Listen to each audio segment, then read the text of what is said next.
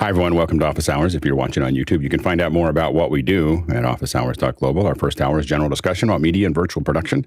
And our second hour is usually something we want to spend a little bit more time on. We had a huge update to Zoom over the last couple of days. And so some of the folks from Zoom have been kind enough to join us. So Andy Carluccio, Sam Kokajko, and Jonathan Kokotajlo will be here in the second hour to talk about the new update and to also answer your questions. So let's go ahead and jump into the questions itself.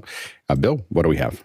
Our first one this morning comes from James Babbitt here in San Diego, who says, which monopod would you recommend for use with the iPhone 13 Pro Max? And would you include a foot stabilizer? Go ahead, Courtney. Well, the ones with the foot stabilizer, like this one from Manfrotto, always scare me because once you put them up to maybe eyeball level, they're going to be very top heavy, and a stiff breeze will blow them over, causing your expensive iPhone to crash to the ground and fracture in tiny little pieces. So I'd be careful about that. If you're just going to use it as a monopod, where you're going to be hanging on to the monopod all the time, something a lot simpler can work, like these. I buy these for actually for teleprompter mounts. They're good. A good monopod. You can get two of them for $35. They come in a little carrying case, and they have 1/4 inch on the top, and you can use them as hiking stabilizers when you go out hiking or skiing. So that's another alternative. You go with Jeffrey.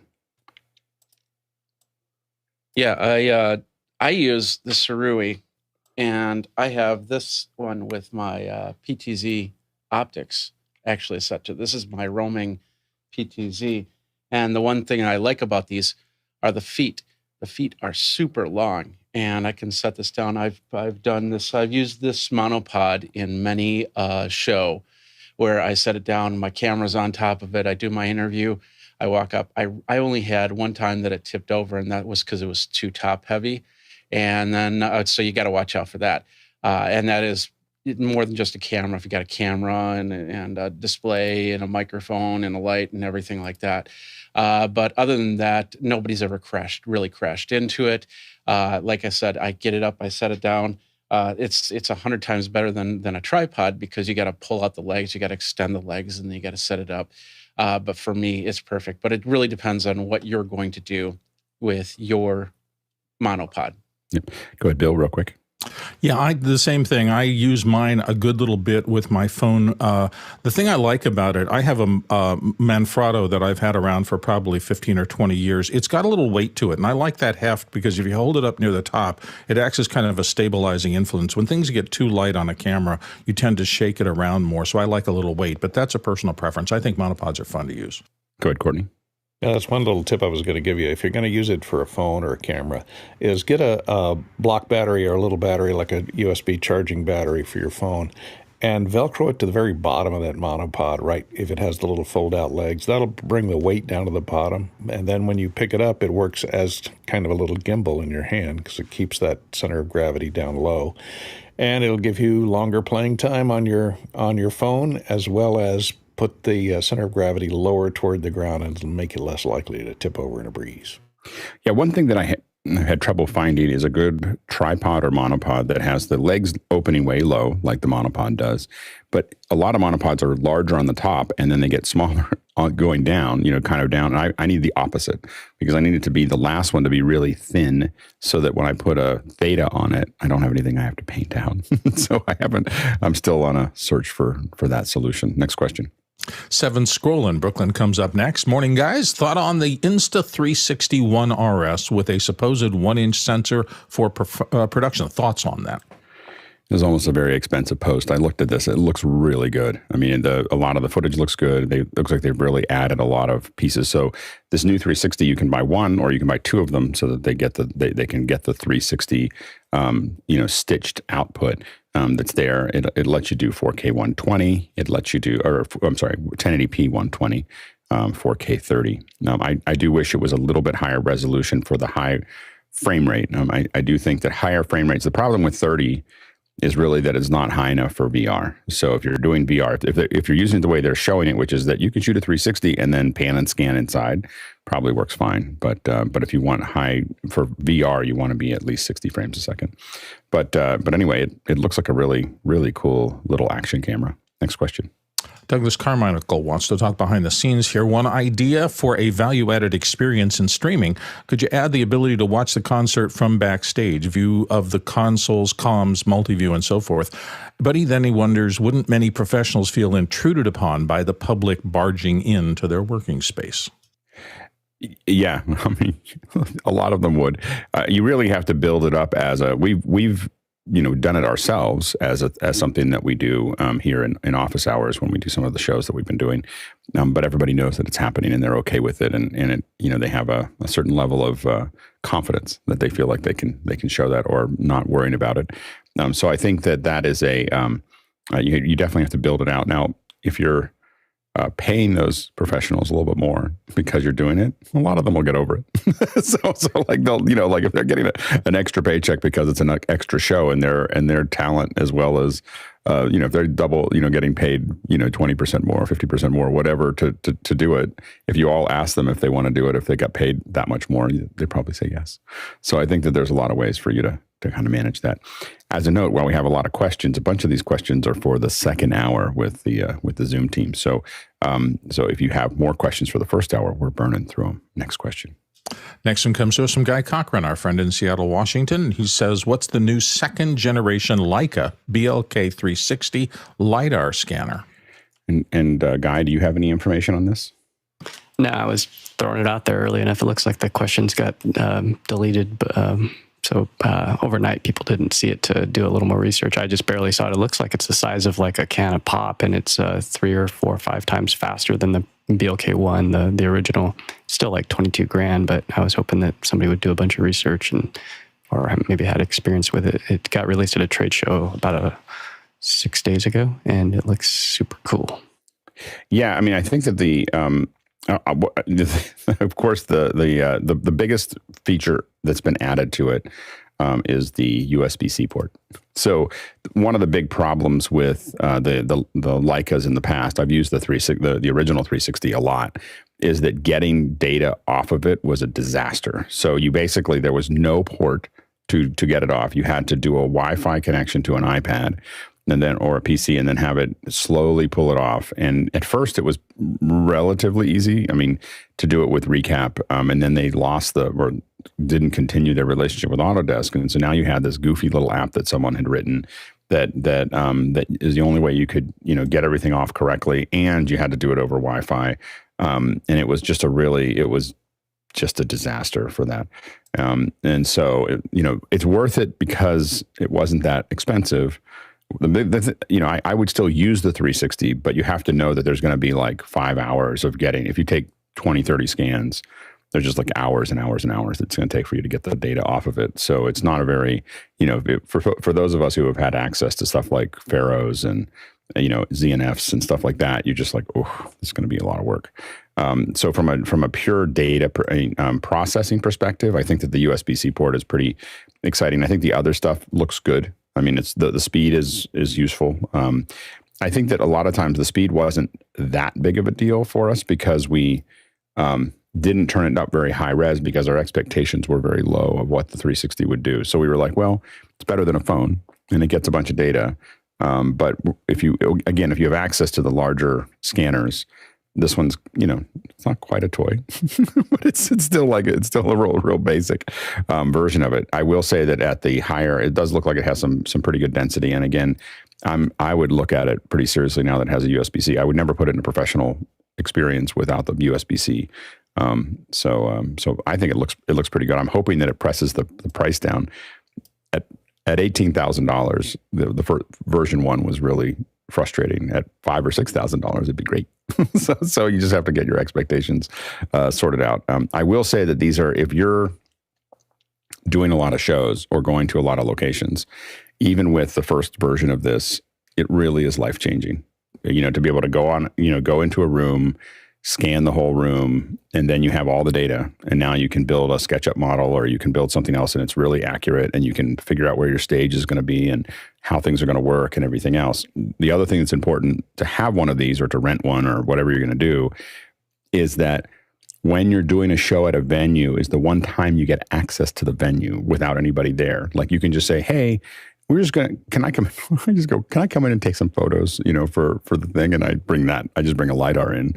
So I just, my photos are a LiDAR scanner. and so then you get all the data from that, and you can build up quite a nice collection of 3D models of venues that you've worked in, and no one really thinks much of it, and it's useful. I believe that the venues, the biggest business model that I missed during COVID was we had talked for years about scanning all the big venues so that we could provide information back to productions, and then there was 2 years with all the venues were empty, and I wasn't doing that. So anyway, next question.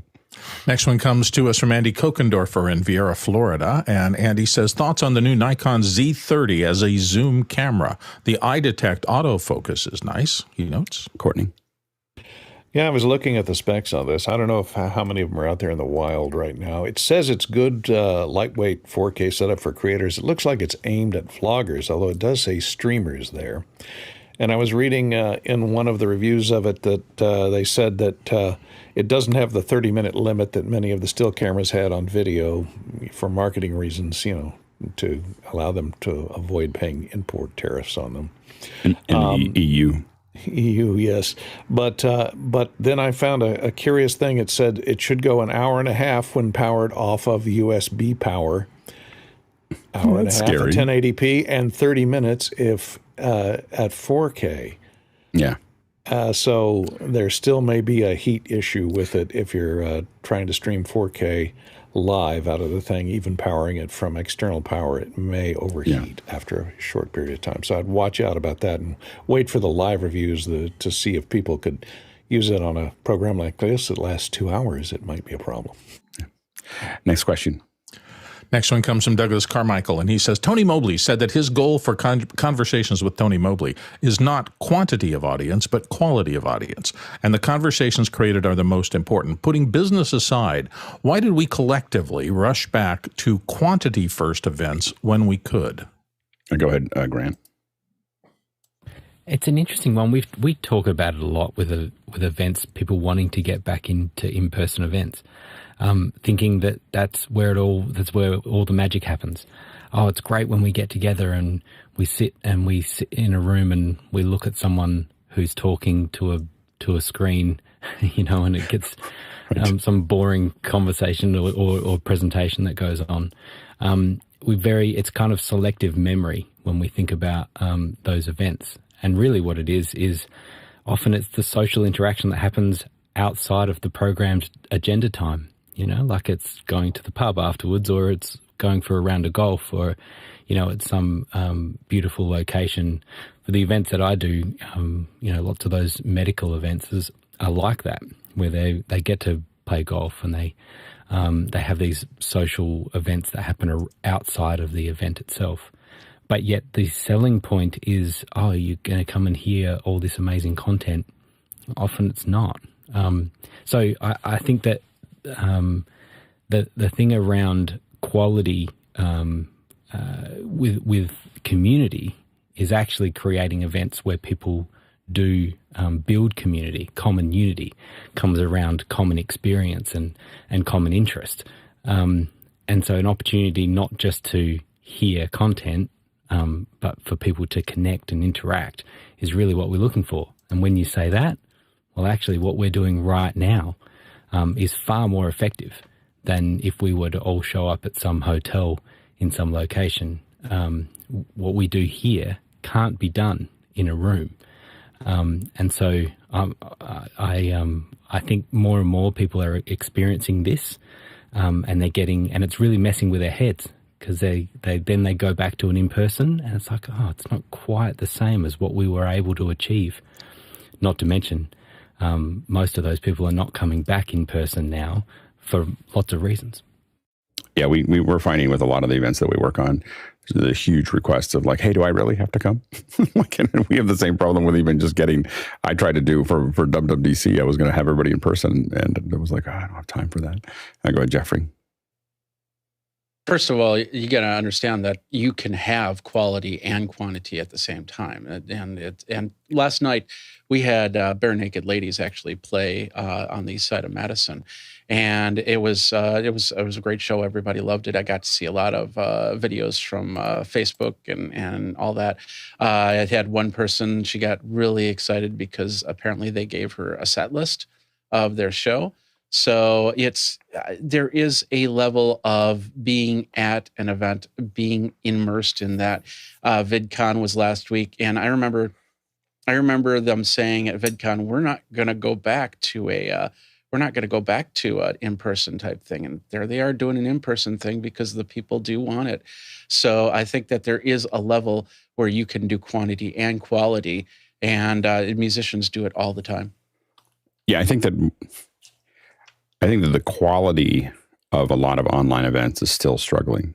So a lot of people, when they say they want to go back to physical events, we've talked about that a little bit, but there's a lot of stuff that we all do that are high end, and we're doing kind of very complicated versions. And then there's meetings, and the gap between a highly organized event and the meetings is big. And I think that we've talked about it a little bit, but with some of the tools, with all the vendors that are doing online events, the webinar and event platforms are pretty limited right now.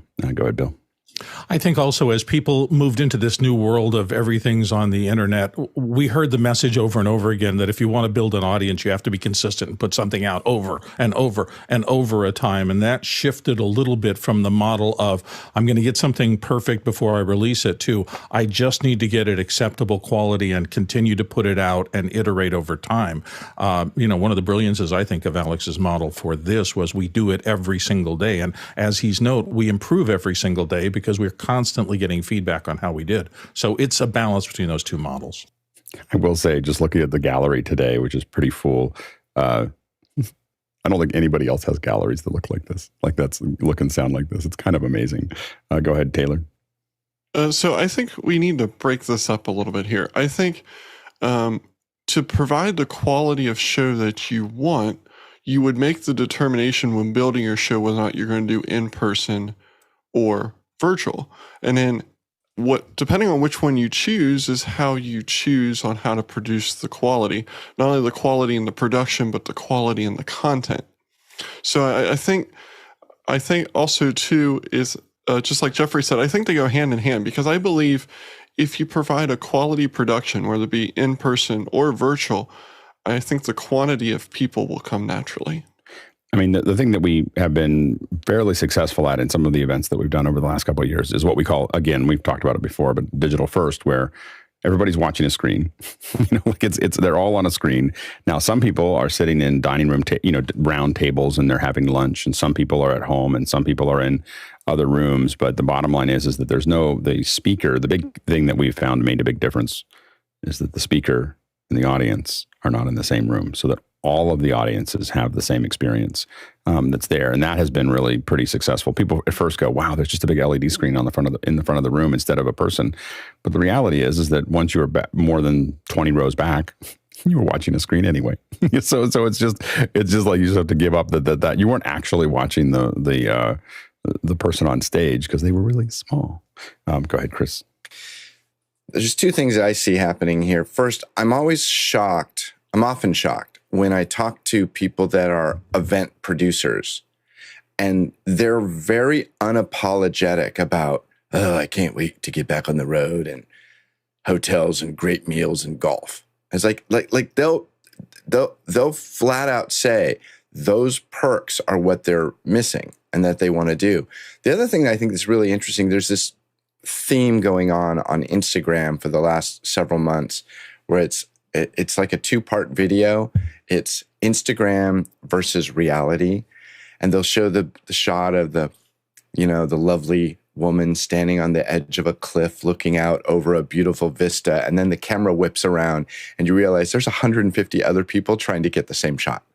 And I think that that's sort of our dream versus reality it's starting to hit like the Instagram world. And I think that's going to become more of a realization. There's like this self-awareness where we go, all that stuff I thought I was so romantic about, it's not all it's cracked up to be.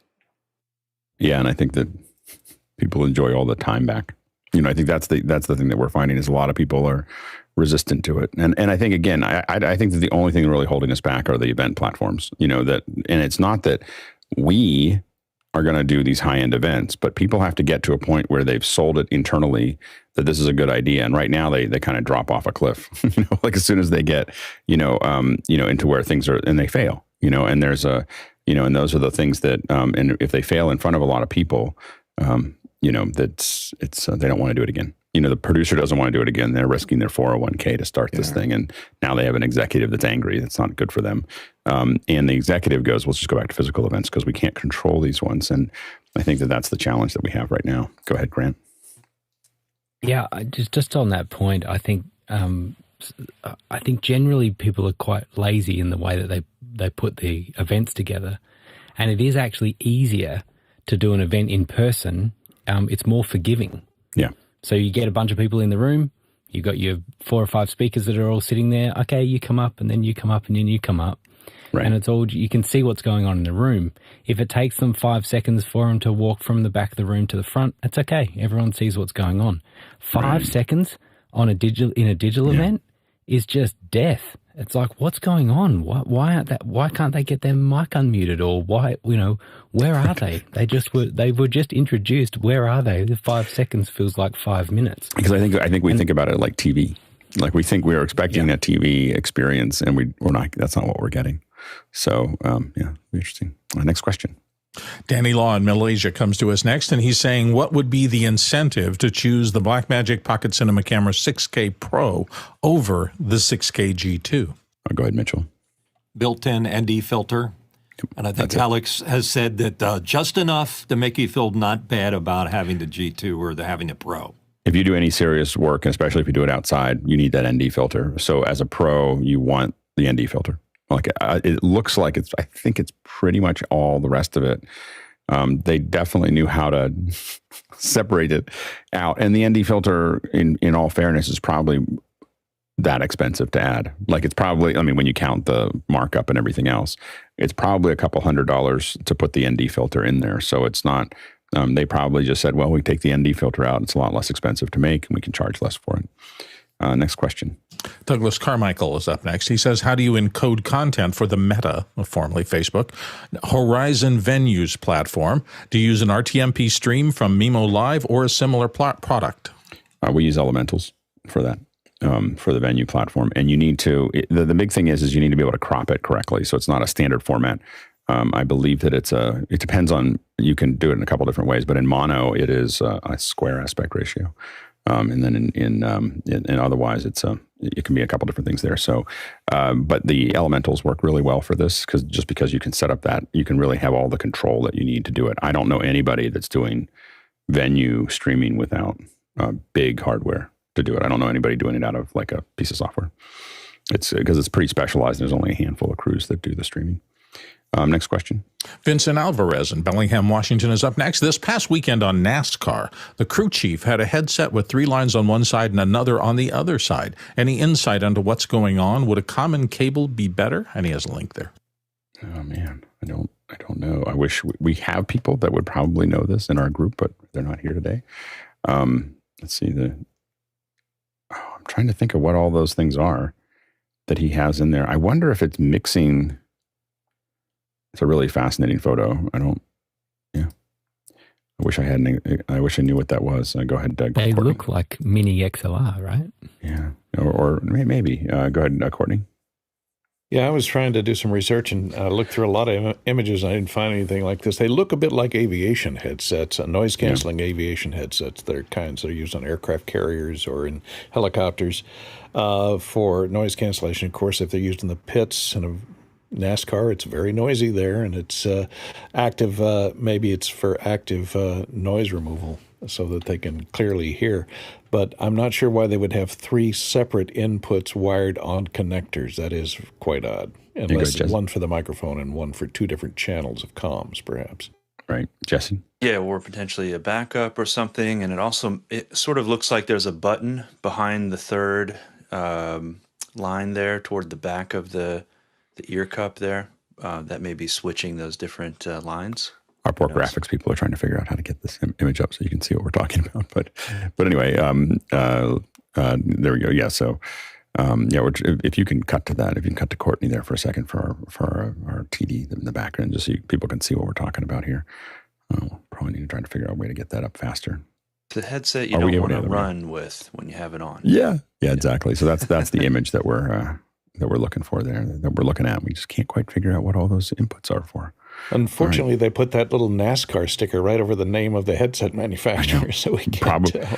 Probably on purpose. All right, next question. Yeah, somebody got paid a lot of money to put that on there. Josh Kaufman in Pittsburgh, Pennsylvania. Next up, assuming you want to input a VGA source into an Atem, how would you do it? My Monopice quad view display has a parallel VGA output. How bad of an idea would this be to save an HDMI splitter and latency? Go ahead, Grant. It's an interesting one. We forever still bring a little box of VGA cables, like particularly with medical equipment. Sometimes there's some old equipment that you've got to get a source out of, and VGA can save us.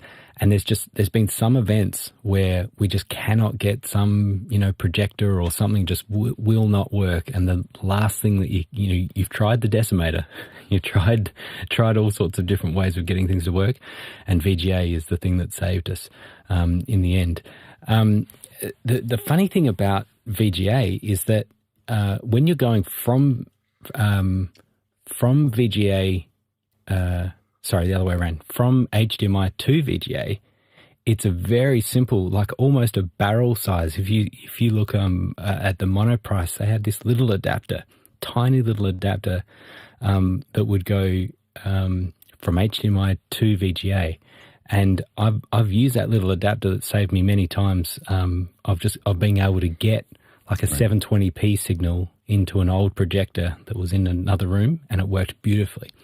And so what's my point is that it seems like the conversion to HDMI is actually quite straightforward, but the opposite requires scaling, right? So it needs a full scaler, and it tends to be a bit more of a lift for a box to do it. And so when I see them, they're sort of $300-400 to do that task of actually scaling that VGA signal into HDMI. Now, of course, remember this is all analog. It's an analog signal.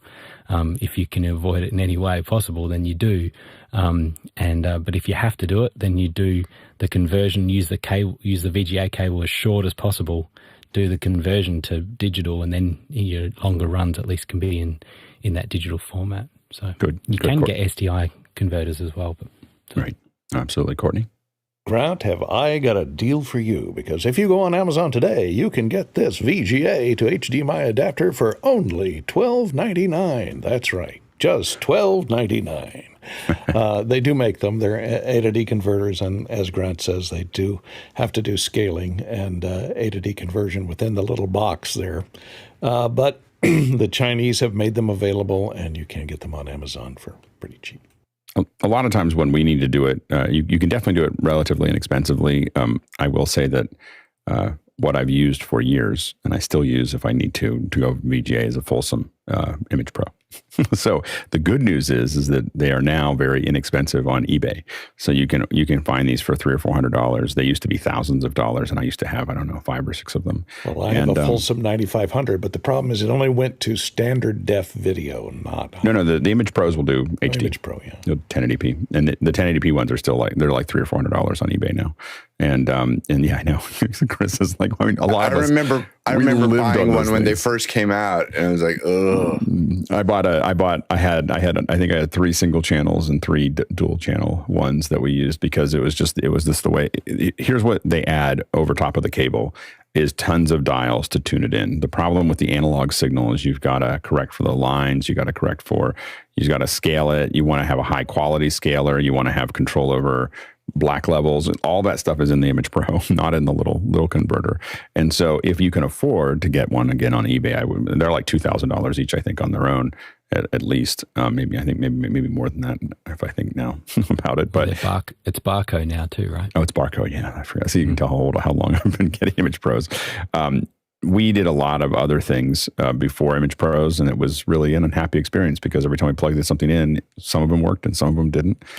This is actually how I got introduced to Epiphan. When I said some of them didn't work. Once we got the Image Pros, life became normal again. And so we rent them when we need them now, but we used to own a lot of them. Next question.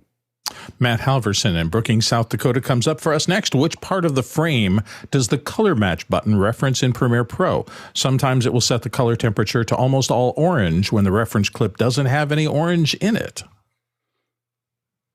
I have no idea. I don't know if we have any Premiere folks here who have done the color matching thing, but I have no idea how that works. So go ahead, Jeffrey.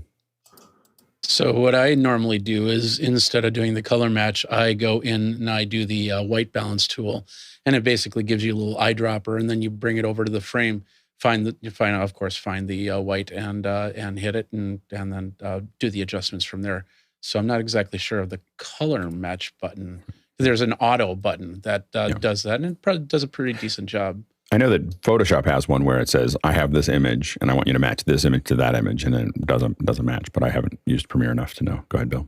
Final Cut also has one that does a color match button, and in it, gives you a 2-up window, and you say, I want to take this scene and match it to this, and where you click on the match it to this scene does sometimes have an impact on the amount of match. I try to click on faces only because that is one thing that I want to get right.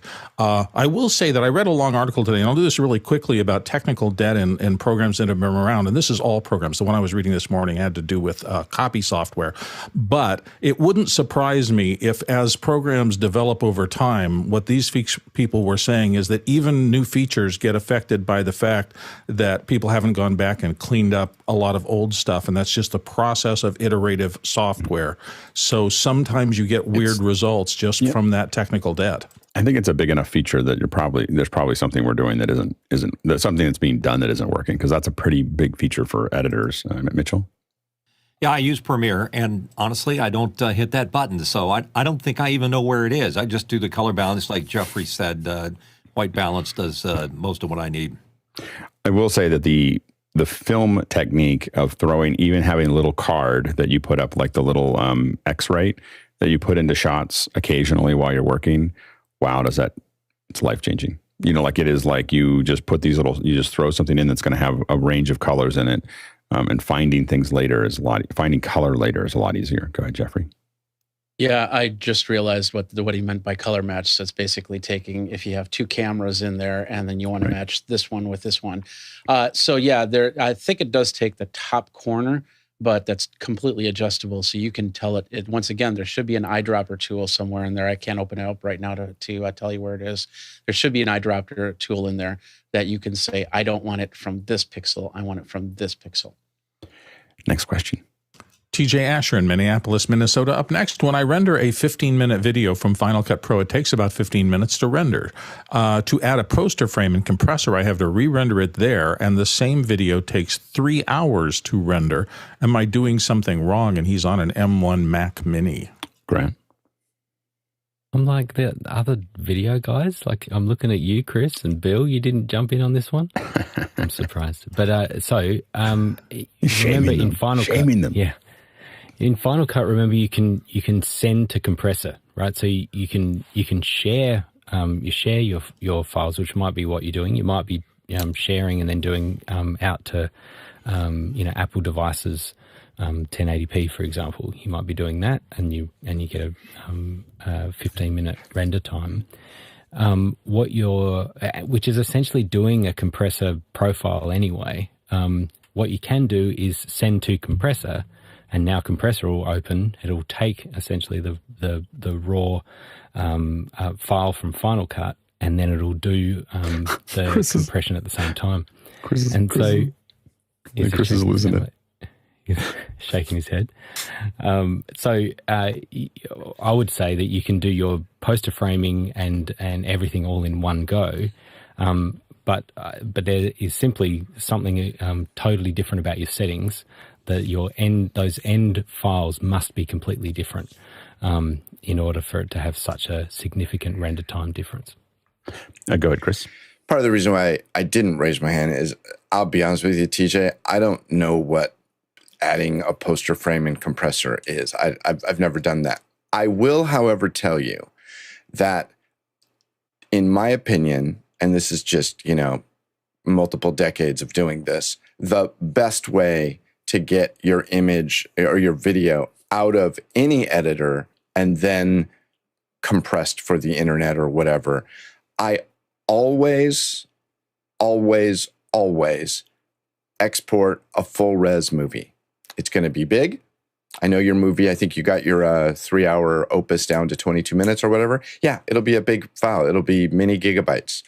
But the beauty of doing that, just from a workflow standpoint, is now I have the whole movie from which I can create any deliverable. If somebody needs a 640 by 480 or 360 or a 1920, or you want to do a 4K, or you want to do it on, Windows Media Encode, or what is it when they put the videos on the PCs? What are those files called? WMVs. That's the one. So from that master, and it's Final Cut, it's Command E. I don't know what it's called. Command E. From there, you can get anywhere. So I would highly recommend always doing that. And Bill, but tell me about the poster frame. I don't know. But Bill, relatively quick. I always get them wrong. Whatever poster frame I put on in the software, my client eventually comes to me going, on Vimeo, and when this thing's up there, I'm not happy with that. So about 90% of the time, I have to go change the poster frame there. So I don't mess with it early. What I want is to trigger the distribution, the content distribution network, to get a poster frame that it is locked to, because that way it will never get messed up. My thinking.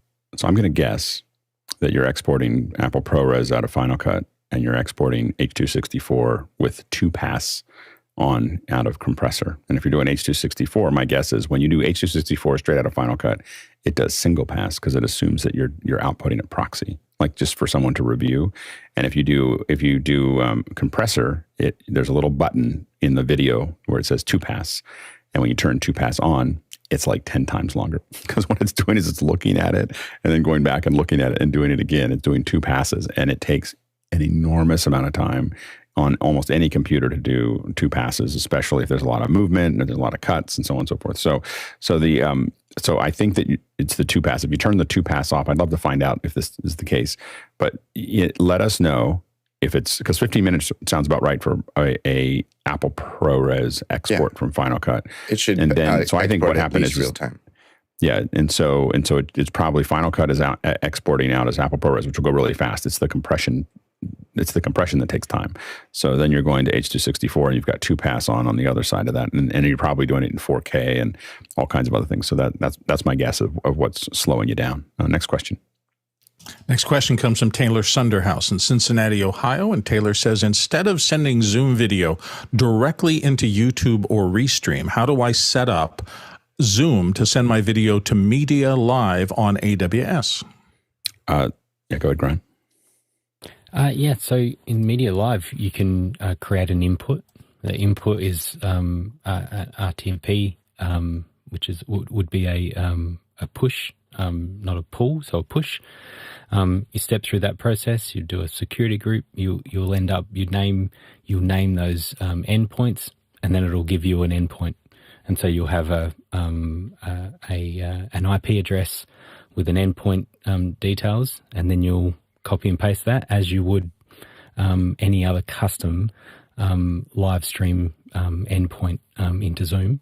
And then that'll, once you start that live stream in Zoom, then it'll come into MediaLive, and then now you've got an input, a live input into MediaLive, and now you choose all of your outputs wherever you want to send it. So it's relatively straightforward. Perfect answer. Go ahead, Taylor. I'm sorry. Yeah, that's exactly what I was looking for, because I was looking there like, oh, what is this? Is this a pull? Is this a push? I couldn't make sense of it at first. Long story short, I'm trying to improve some production projects I'm working on, and eventually I hope to get to better equipment and better stuff and not go direct like that. But thank you. Let us know if go ahead and try that and come back with more questions if that doesn't get you to the end goal. Next question. 7 Scroll in Brooklyn says, how would you guys recommend duplicating the open networking environment at an in-person event where multiple separate audio conversations are happening between people in the same room, but to do that on Zoom? Good, Bill. It's very delicate. And I go back maybe and reference the old movie, The Conversation. What it talks about is how sound design and how bringing up or pushing back individual elements of a conversation really does focus you on that. And the director, I think it was George Roy Hill, but I might be wrong about that. It was a combination of who you heard versus how the shot was framed to focus you on individual parts of the conversation. If you just record it and expect people to pull individual voices out of a mix of voices that are all at the same level, hopeless. Yep. Go ahead, Doug Grant. Yeah, so thinking about networking at in-person events, that for the extroverts, it works really well, right? They love standing around chatting and talking to people. With virtual events, it has to be a little more organized. But I tell you one thing that I think can really help virtual events, and that is something I call the parking lot talk. In-person events, when people leave, the event's finished, everyone walks out and they start talking, and they eventually, depending on the event, they might end up in the parking lot and they stand next to their car for an hour talking to someone, right? I try to create that same experience on the events that I can. And that is that when our event finishes, in some of them we have said, hey, we've just opened up 20 breakout rooms in this meeting. We've named them, we've got some specific topics, and then we have some other just random topic rooms. And now you're welcome to hang around here for as long as you like. If you want to stay in the main room with a large group, sure, there'll be some conversation going on, but there's also some conversations in these breakout rooms, and it's all set for you to choose whichever breakout room you want to do. And we have found this to be really successful on particularly some of these smaller events, 200-300 people in there. And one of the things that we do is we append details on the end of people's names in Zoom. And so at least sometimes we might do country or state and country. And so people may not know these people, but they can say, oh, here's Chris, and I know he's in California. I'd love to connect with him. And so I'll say, hey, Chris, can we jump into room 5 and have a chat? And so it's very easy to manage, because you just simply have a couple of people that are rostered to just kind of keep an eye on things. And then the biggest thing is I hate about some of these virtual events is, okay, we're finished, bye, end meeting. What happens there is you've kicked everyone out. What you prefer to do is have people leave when they want to leave. It's a much nicer human experience for you to say, I'm intentionally leaving, I haven't been kicked out. And so at the end, and we do this on office hours, right? We all quickly jump into after hours and we hang around for a few minutes and then leave there because it's on our terms. We're now, okay, now I'm going to leave. I'm ready to leave, rather than I've had this amazing experience and now it's ended. So it's a simple thing. It works great for networking, and it's an easy thing to do at the end of your event. Good, Jesse. Yeah, I thought about this a little bit differently in that, this person is looking to create an in-person event and create maybe something like a dyad or a breakout session at those in-persons. And one of the things I'm thinking about these days is something that I call cross-pollinating, which is, intermingling of the groups that are online with the folks that are on site. So that might even mean something like an experiment where someone on site could go up to a monitor and converse with someone on Zoom, or on site maybe there's a couple of headphone stations where people can walk up. There's like an IR infrared sensor like you'd have in a museum or something like that. And it triggers this space where you can converse with another person or a person on Zoom or something like that, so that conversation is sort of like more contained in what is, a breakout sort of style session. So, of course, people can just walk up to one another in person and start chatting, and that can get quite noisy and stuff. And it doesn't really contain or create that sort of private container like you have on Zoom. And I just really love the concept of somebody from one part of the world being able to see and converse with someone else. And I think it's an added benefit to have that Zoom integration with on-site events. Pretty cool. Go ahead, Courtney. Yeah, Grant's suggestion for breakout rooms and use of Zoom Rooms is certainly a good one. What I thought he was talking about was something that I'd heard about years ago and had heard a talk at a SMPTE meeting about phased array microphones. They described a system that could be put in a stadium with a phased array of microphones with steerable sound that has a camera on it, and you could pick out any conversation in the stadium and isolate it by selecting it on the video and pointing at it, and it would adjust the phase array. So there are hacks that do steering sound with phased array microphones, and you can read up on that and how that works, because this is how a lot of those conferencing microphones work these days, with phased array microphones, to isolate a specific speaker and pull them out of the room a little more. But in a situation where you've got multiple conversations going on at one time, you can actually use phased array to steer your sound between the different conversations without moving the microphones themselves closer. Yeah, and I think that, I guess for me, the thing that I think that we always want to be careful of trying to reproduce the real world inside the virtual world. I mean, I think that there is a vestige of the thing that people are comfortable with. I do find that we've done a couple things where we've done events where there's lots of breakout rooms, and I think that I really liked what PPW was doing with NAB, where there's a bunch of sessions, and after the session there's kind of a mixer, and there's a handful of rooms that you can jump into, and you can kind of bounce around until you find a room that you like. And what's interesting, what I always notice is that you can actually be in a conversation if people understand etiquette. Like this conversation that we're having right now is impossible in the real world. So if you look at the number of people here, there's 15 or 16 people. I've done events with 15 or 16 people on a stage. It's a disaster, so unmitigated disaster. And so the issue is that you can now have those hallway conversations with 20 or 30 people if they understand some protocol, which we've created in after hours. And so part of that is also training, it's what we call wetware training. There's software development, there's hardware development, there's wetware development, how people do things. And by creating some kind of process, now we're able to have conversations with a lot of people involved. If you go into an after hours, you have 4, 5, 6 people kind of having a conversation, a little, here and there, and then you have another 20 people that are just watching, which is very similar to what happens at a conference, except it's usually 4 or 5 people. So it's much smaller because you can't hear that far. So I also think that as someone who's not as social in person, I love the fact that without too much. No one really notices if I just disappear, go into another room. I'm like, okay, I'm done with this conversation. I can go somewhere else. So I think that is something that's much harder to do in person.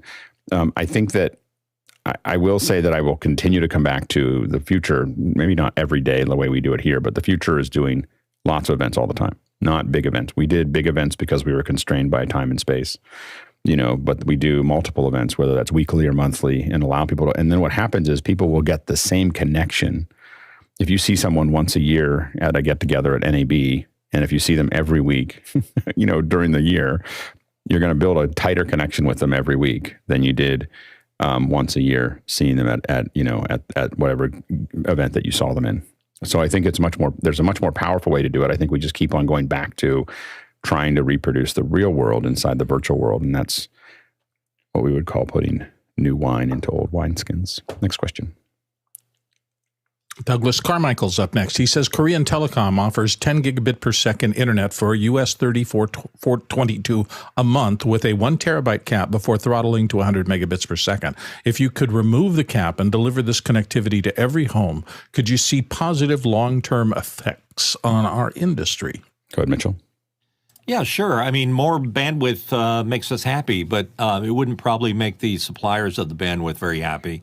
Because most ISPs would say that 1% of the customers they have use 90% of the bandwidth. So the question is whether or not that's a good thing for us or a good thing for them or vice versa.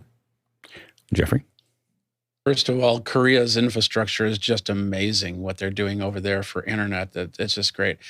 Dropping down to 100 megabits per second, that would hurt. I'll tell you something. Some of you know, I run a 24/7 live stream coming from a computer in the basement at 720p. Last 31 days, I did 1.63 terabytes worth of pass-through. That was for everything. That was also the Netflix and all that other stuff. 600 gigabytes went through just for that stream alone.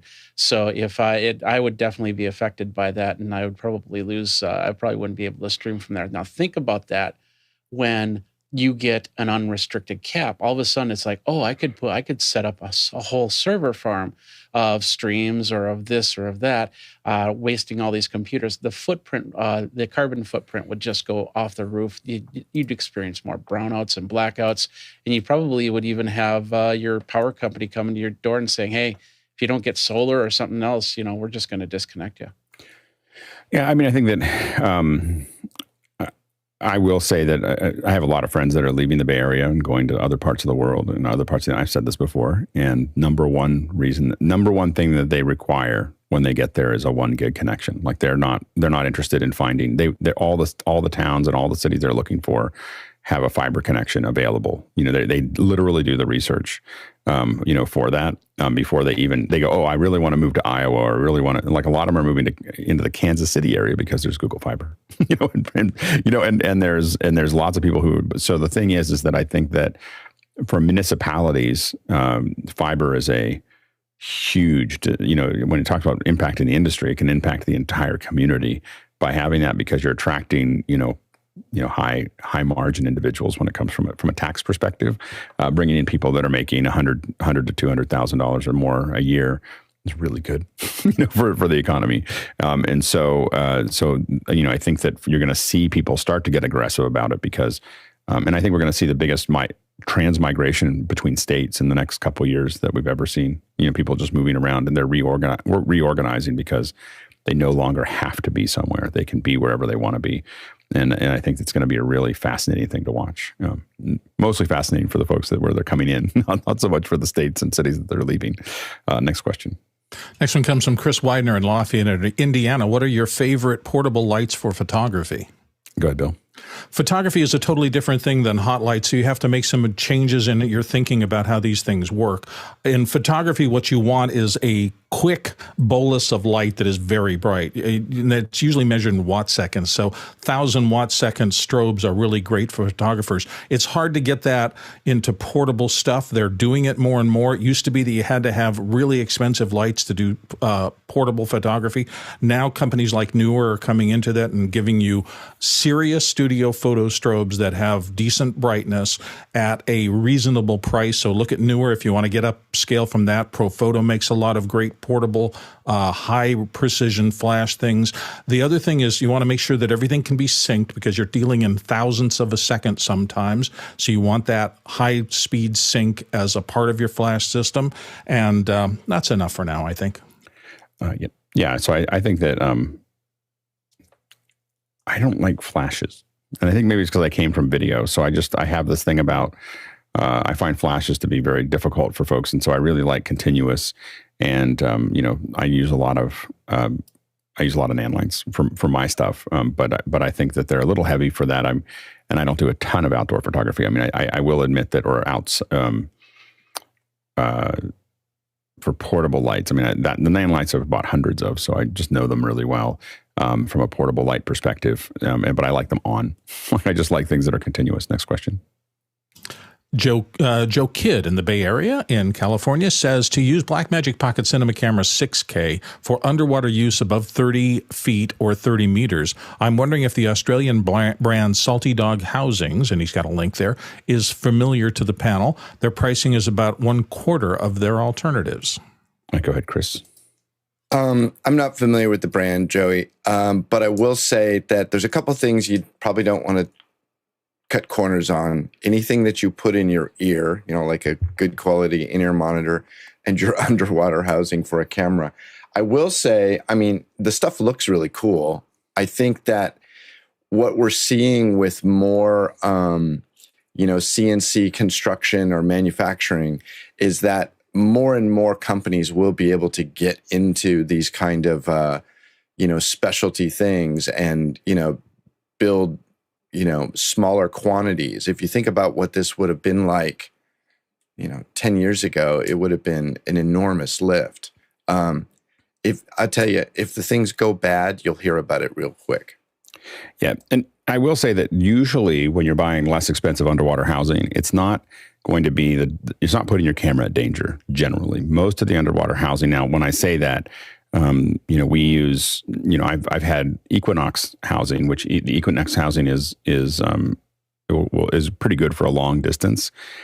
Those aren't really the problem. The real problem you have is control. So when you buy the cheaper ones, what you want to look for is whether you have electronic control or whether you have physical control. The cheaper ones will all be physical, which means you're literally like lining up the outer dials with things that will grab onto the camera.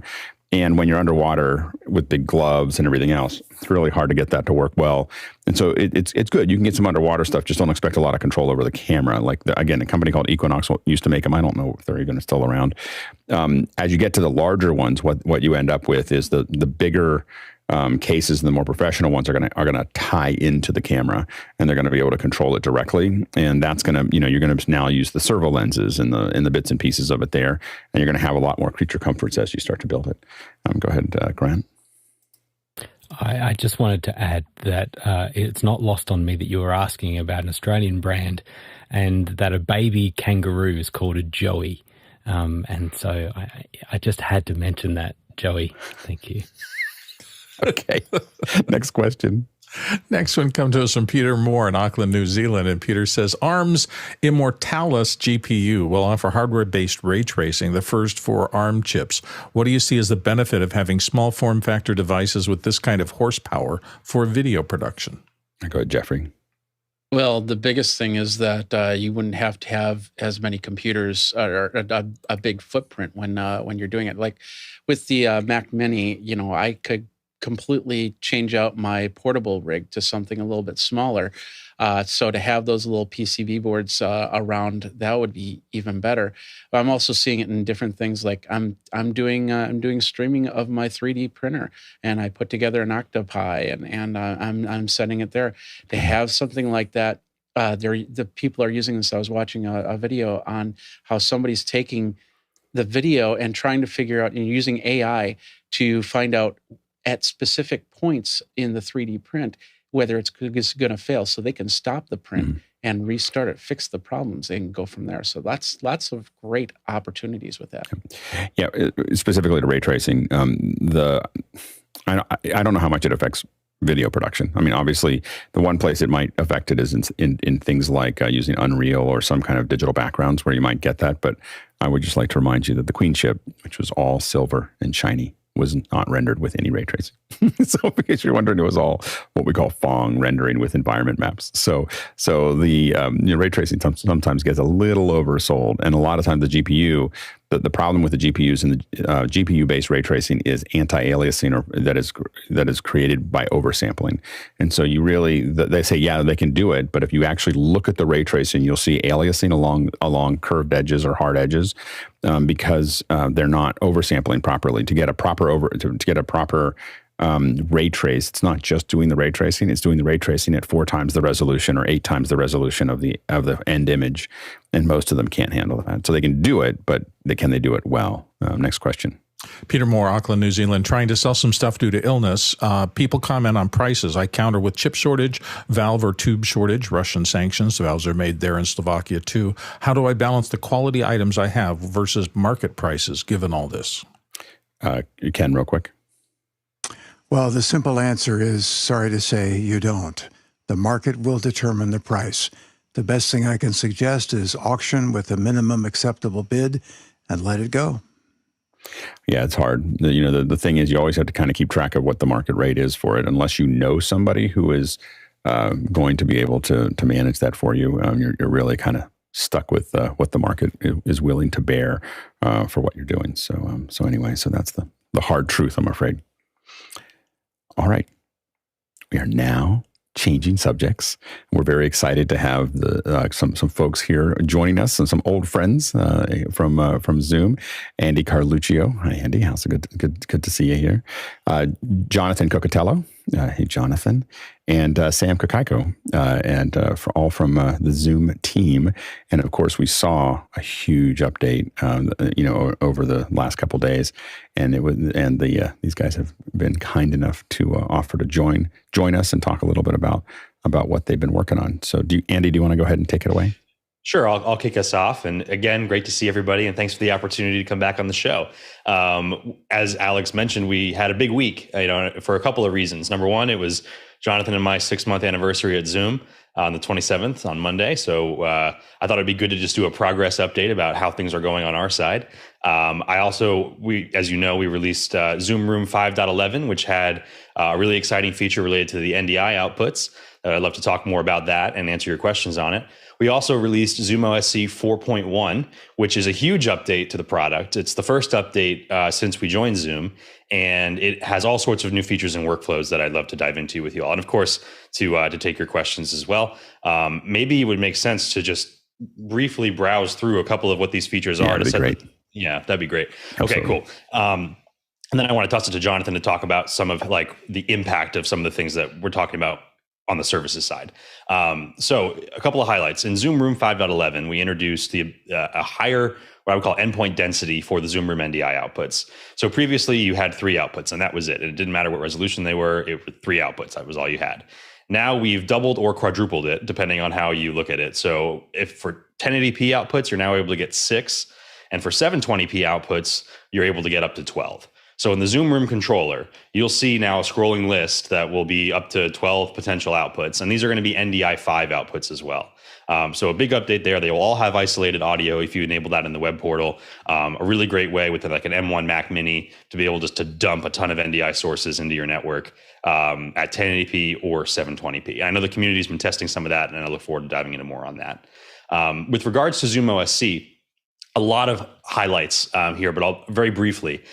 We've introduced the latest version of the Zoom meeting client into ZoomOSC. So now ZoomOSC, the Zoom meeting SDK, and the Zoom client all share a common code base. So it actually is Zoom meeting client 5.10.6, which means it has all the latest features that are in that Zoom client over the past 6 months or whatever that's been added in there. Those are now available inside of ZoomOSC. And many of them have interfaces that we've now exposed through the OSC protocol. We've also introduced signing in with Zoom. Now, this has been the number one request that we've had as long as ZoomOSC has been around, is I want to sign into it in more ways with more things.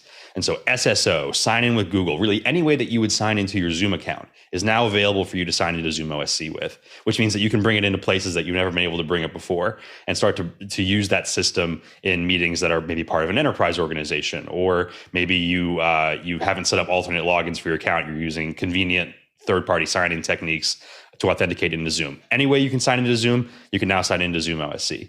Now, it is now part of the Zoom app marketplace, which means that if your enterprise has certain marketplace policies that govern what apps can and cannot be deployed on your account, you can now manage that through the marketplace. So that listing has a lot of benefits in addition to being able to sign in, but just some things to be aware of when you add it to your account. Maybe you need an admin to enable that. But you should be able to get it now pretty much anywhere a Zoom client can go with regard to the login side of things. We also have a lot more outputs around webinar and data interaction. So being able to, as Jonathan will explain to you, driving graphics based on Zoom data, going to be a lot easier now. There's a lot more outputs that you can use to get how many people have reacted and aggregate counts and all that stuff. Another flagship is breakout room controls. How many times has somebody said, "Oh, I just wish I could get breakout rooms to work in this way"? The Zoom client doesn't do that. Now we expose basically all the ingredients that you need to be able to build whatever breakout room behavior you want. And we've had some really successful betas around some really cool designs and interfaces and things like that. And on Friday, I'm going to be going to the Zoom test kitchen with Jeff Widgren, and we're going to dive in, I think, to a lot of those features and see how does this actually work. And so that'll be a good conversation as well to check out. And finally, I think I wanted to say that this update cumulatively represents the combined work of the Zoom SDK team, my team, events engineering, and event services from the quality side. So, I think now you're seeing like this sort of pincer attack on virtual events with what we've done with ZoomOSC and how a bunch of teams have come together to make this happen. Lastly, I'd be remiss if I didn't mention anything about ZoomISO today. I know it's our by far our most popular offering, so I figured I'd give a couple pieces of information on that. As you know, a couple of weeks ago, we shared an update about that updates to our apps are coming this summer, and we were able to ship something this week with ZoomOSC. We are still committed to that ZoomISO update. ZoomISO is based on ZoomOSC. So ZoomOSC is going to come first. Everything we talk about today is going to apply to ZoomISO, all the new login methods and all of that stuff. Now, with the extra NDI outputs that are available in the Zoom Rooms, that extra endpoint density is also going to apply to ZoomISO. And so it'll either meet or exceed the number of outputs when we release that update later this summer. And finally, of course, we're going to come back to office hours and talk about ZoomISO when we have that update available. I'd love to focus today on what we've shipped, and then I'll come back and talk about what we're going to ship when we have the ISO update available. But everything we're going to talk about today, in some way, shape, or form, is going to apply to what we're doing with the ISO build. So I really look forward to sharing that with you. I think it's going to blow your minds when you get to see it. One last thing I'll mention, we did also announce a companion module update. This kind of got swept under the rug when we were doing our announcements, but we've actually engaged with the BitFocus team, the core team that builds it, to actually to construct a new ZoomOSC ZoomISO module for companion, totally based on all the user data that we've received over the past year and a half of usage. We've identified the core workflows that the most people are doing, and we've really dug in to try to make sure that we lift those up, simplify the workflow, and improve reliability on not just our module, but all of Companion. And with that, I'd love to get Jonathan's perspective on the services side and for actually bringing this into the field, what of this actually matters, for actually building events and how all that goes. Yeah, go ahead, Jonathan. Absolutely. Thank you. Like Andy said, this is a very important update, and this is one that's been a long time in the making. I know that many of these features are ones which we were exploring before in various forms of betas and initial testing, but to see it all finally come together and be released to the public is really great. There are some specific workflows I want to mention that are enabled by these updates. So as Andy mentioned, breakout rooms and waiting rooms now have controls for them, and I think all of us here can understand the impact of that, right? Being able to move participants around automatically, whether it's through simple sorting or whether it's through some other more advanced pipeline that you're trying to move your talent through. All of that is now possible. Waiting room, being able to admit, being able to message to the waiting room, a lot of possibilities there. In addition, the ability to customize the OSC header is surprisingly important. So the OSC header is that /ZoomOSC at the beginning of the output messages that you get. And by being able to customize that, it allows you to have larger integrations with big systems where you have multiple ZoomOSC instances all talking back to a single computer, single controller. And by customizing the OSC header, you can distinguish between which computers are sending back those messages in a very simple and straightforward way. So that's going to be a big success for large systems. And then another thing to highlight is the emojis, reactions, questions coming from webinars.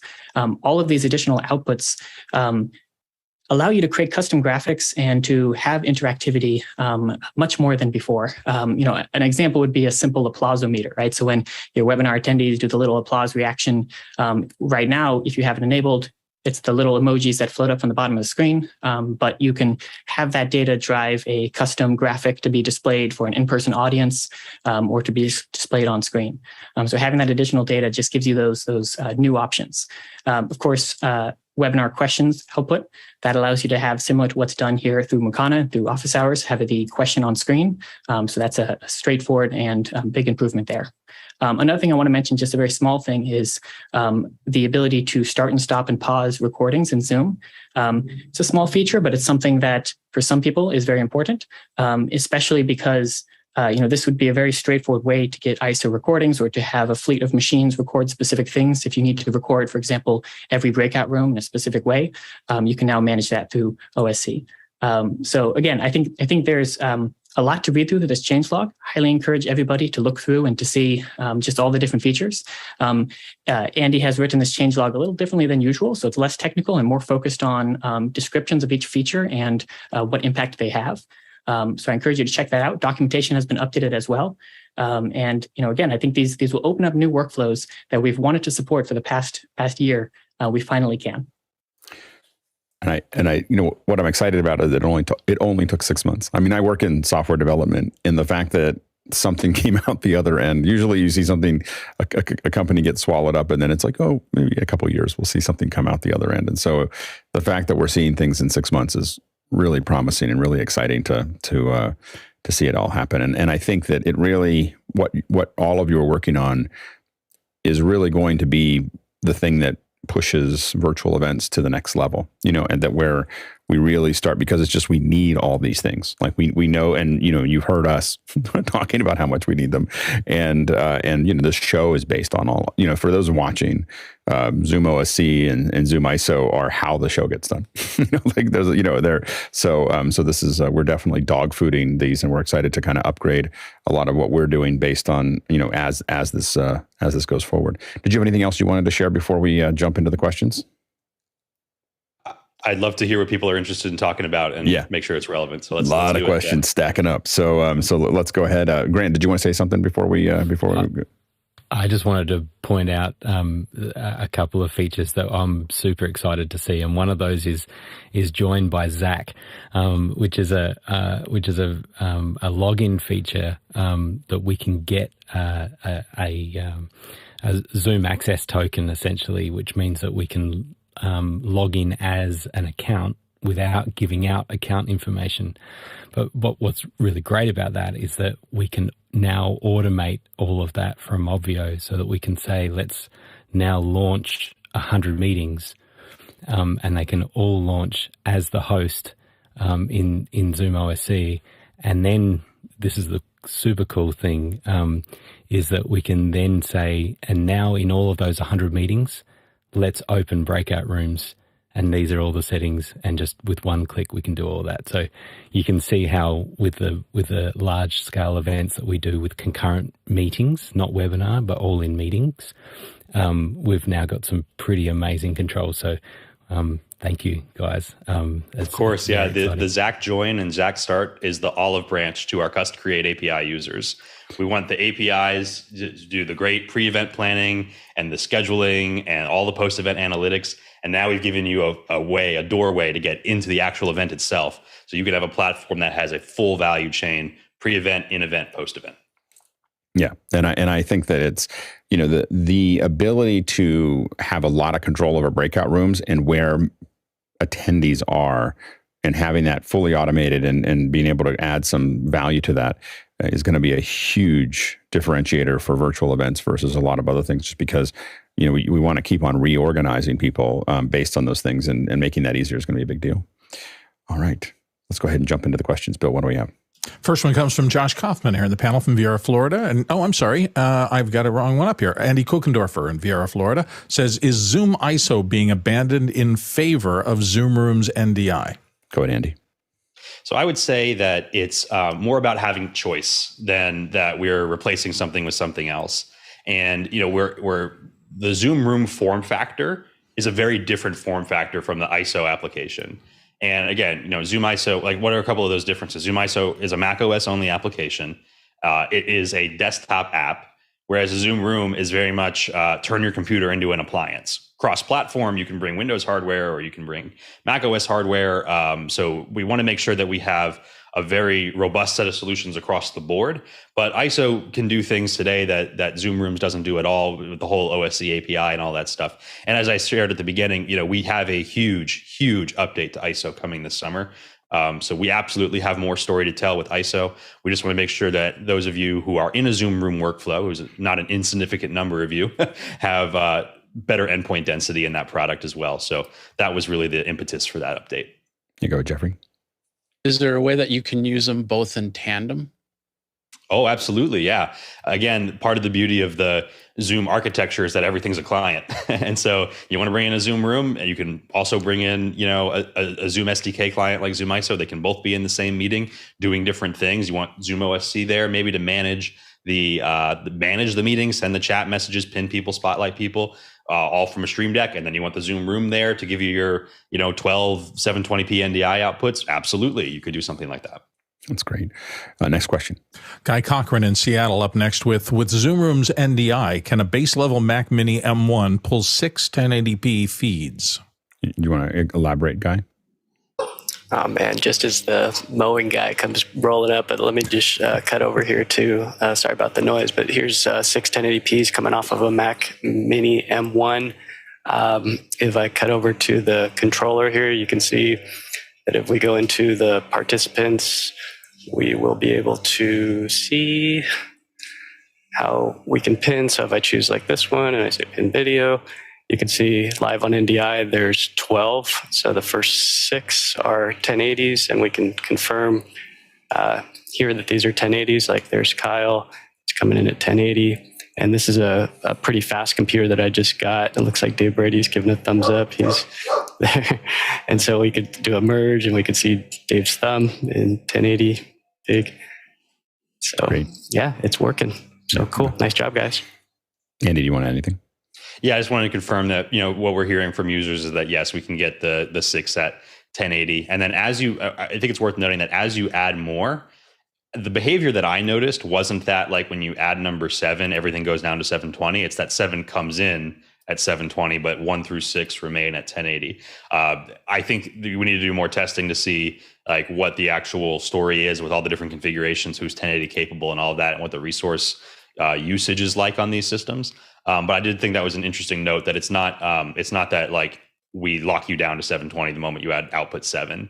It's potentially is a little more complicated than that. Next question. Tlaloc Miguel Lopez Waterman, next from Brevard, North Carolina. Are there some items in the ZoomOSC update that is only for the Pro version? Go, Jonathan. So I'll answer this just in a general sense. Most of these commands in the new update will be for the Pro version. And that goes back to our philosophy, is that we want to make sure that all new features that we're adding can be Pro or can be free, but we want to make sure that we don't take away any functionality, and that none of the features and none of the commands that were free will become Pro. So generally speaking, if you look through the changelog, you'll see they'll all be Pro. There are a few exceptions. I believe the webinar question output is a free output, and there's a few outputs that are free. But double check the API syntax guide, because it has been updated to reflect with those new outputs and whether they're free or whether they're Pro. Andy? I'll say that the general philosophy when we decide whether a feature should be Pro or free is very much what Jonathan said. If it's based on a workflow that was part of the free tier, and it's just a new expansion of that workflow, it goes in the free category.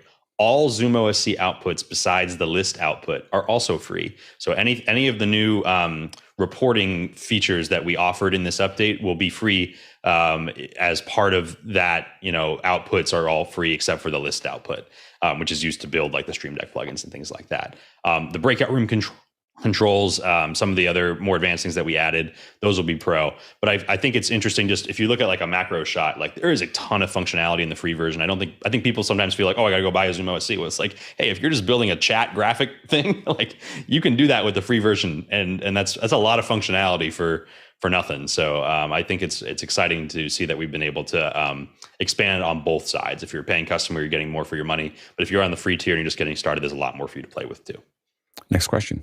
Jonas Datella in Stuttgart up next. Is there an API to control pinning of Zoom Rooms? Go ahead, Andy. I don't believe there's any publicly accessible APIs for basically doing what the ZRC does. However, there were a couple new API endpoints added for joining meeting, accepting calls, and things like that I think you'll find interesting. And to stay tuned because we have more story to tell on Zoom Rooms. Next question. Ray Harward in Avondale, Arizona has a sneaky one here. Are there any plans to make the Zoom event ticketing as robust and flexible as Eventbrite? Go ahead, Sam. So that one, I'm going to start with my usual disclaimer of I'm not on the product team. I'm not here to talk roadmap, but you see us continuously adding to the Zoom Events platform. Ticketing is a huge part of what Zoom Events is. Zoom Events is the wrapper around our meetings and webinars platform that turns it into an event piece. It gives you that lobby. It gives you the ticketing, the access control. So I think you can expect to see us continue to improve and grow out that feature set. Next question.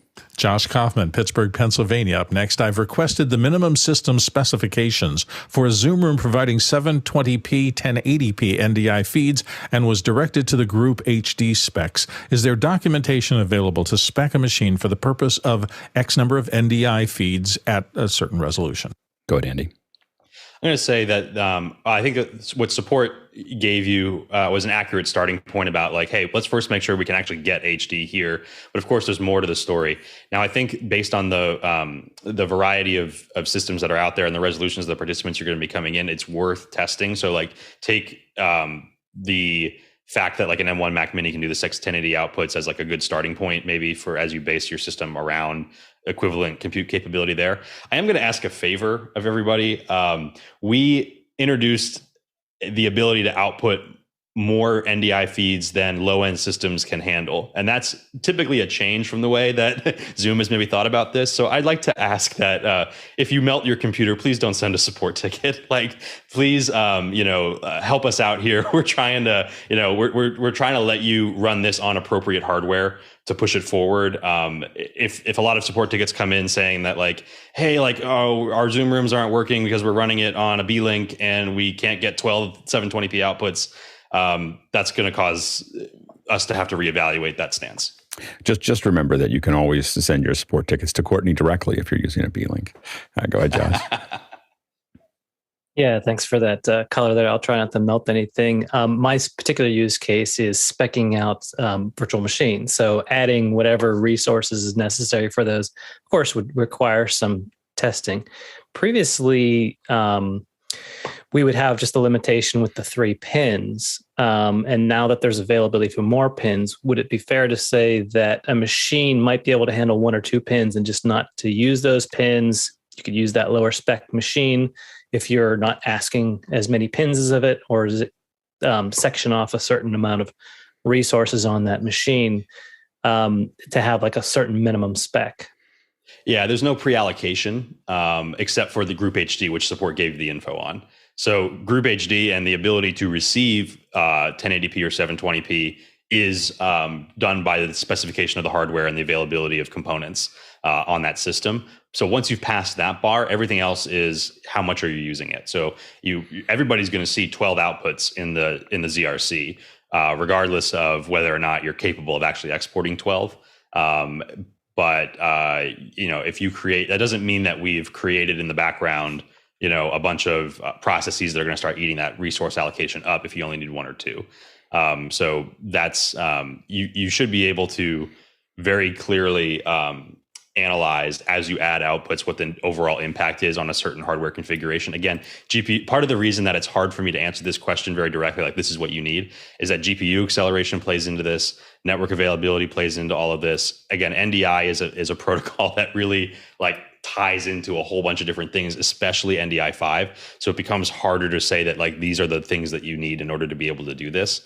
I will tell you that the NDI outputs that are created by Zoom Rooms and ZoomISO for that matter now use a sort of they share a common way of doing things, which is the NDI digital content spec, which is different than like the NDI camera spec and is also different from like NDI HX. So it's the full NDI protocol, but it's 50 megabits per second.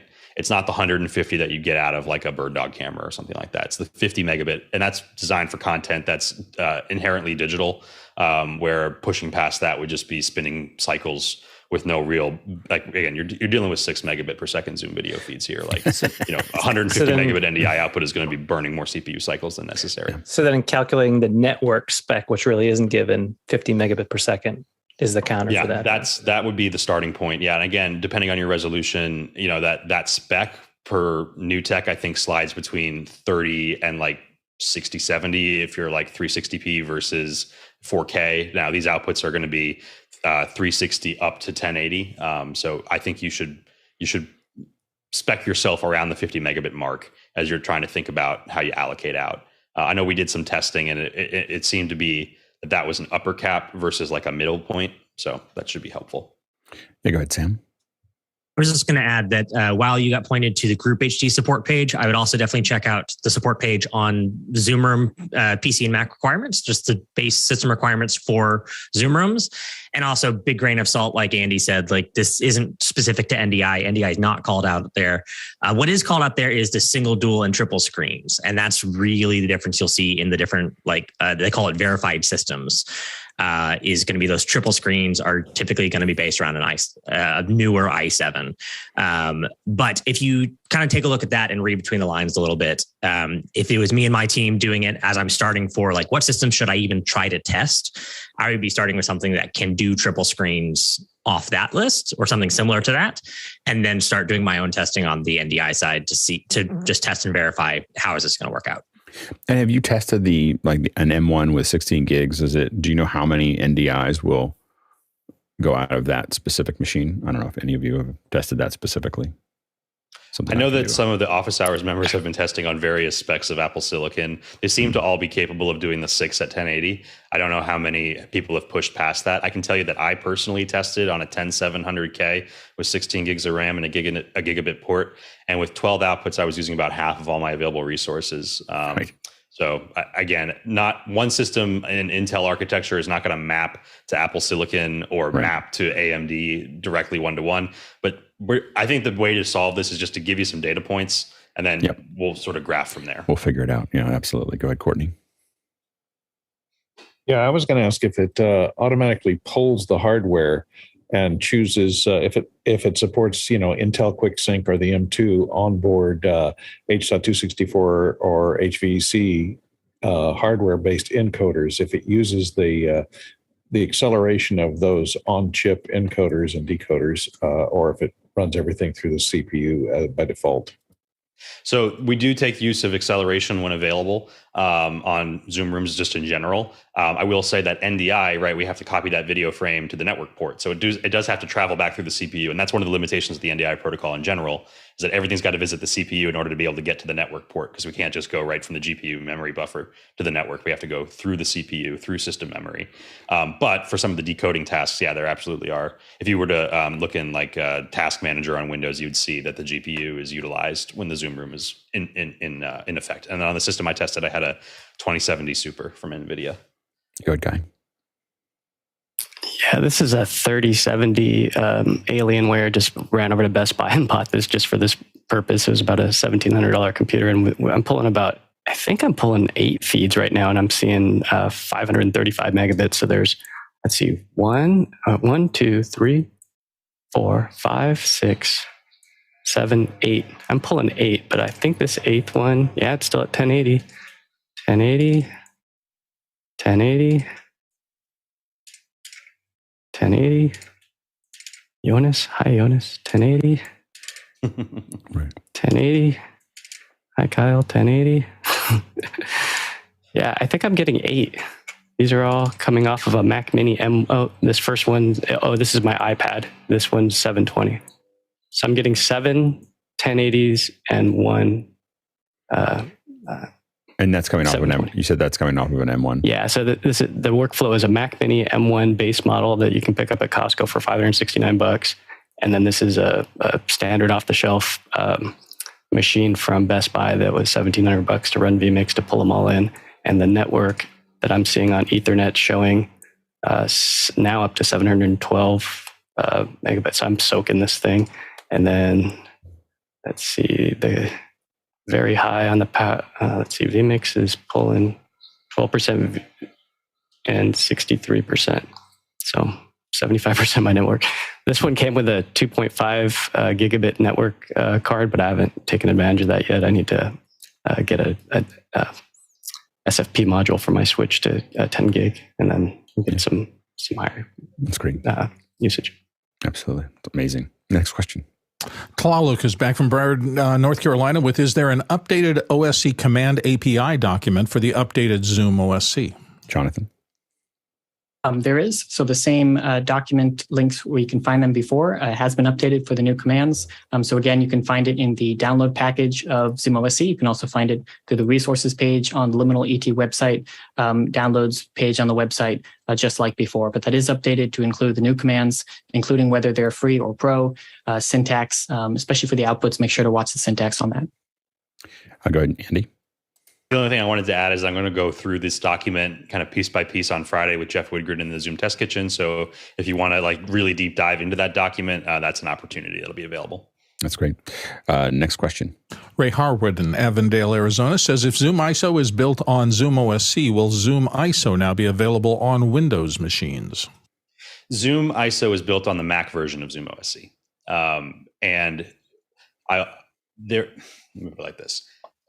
We, I think, made a really good choice launching on Mac OS. And the reason I say that is because Apple really rewarded the developers with what M1 is capable of doing for the price.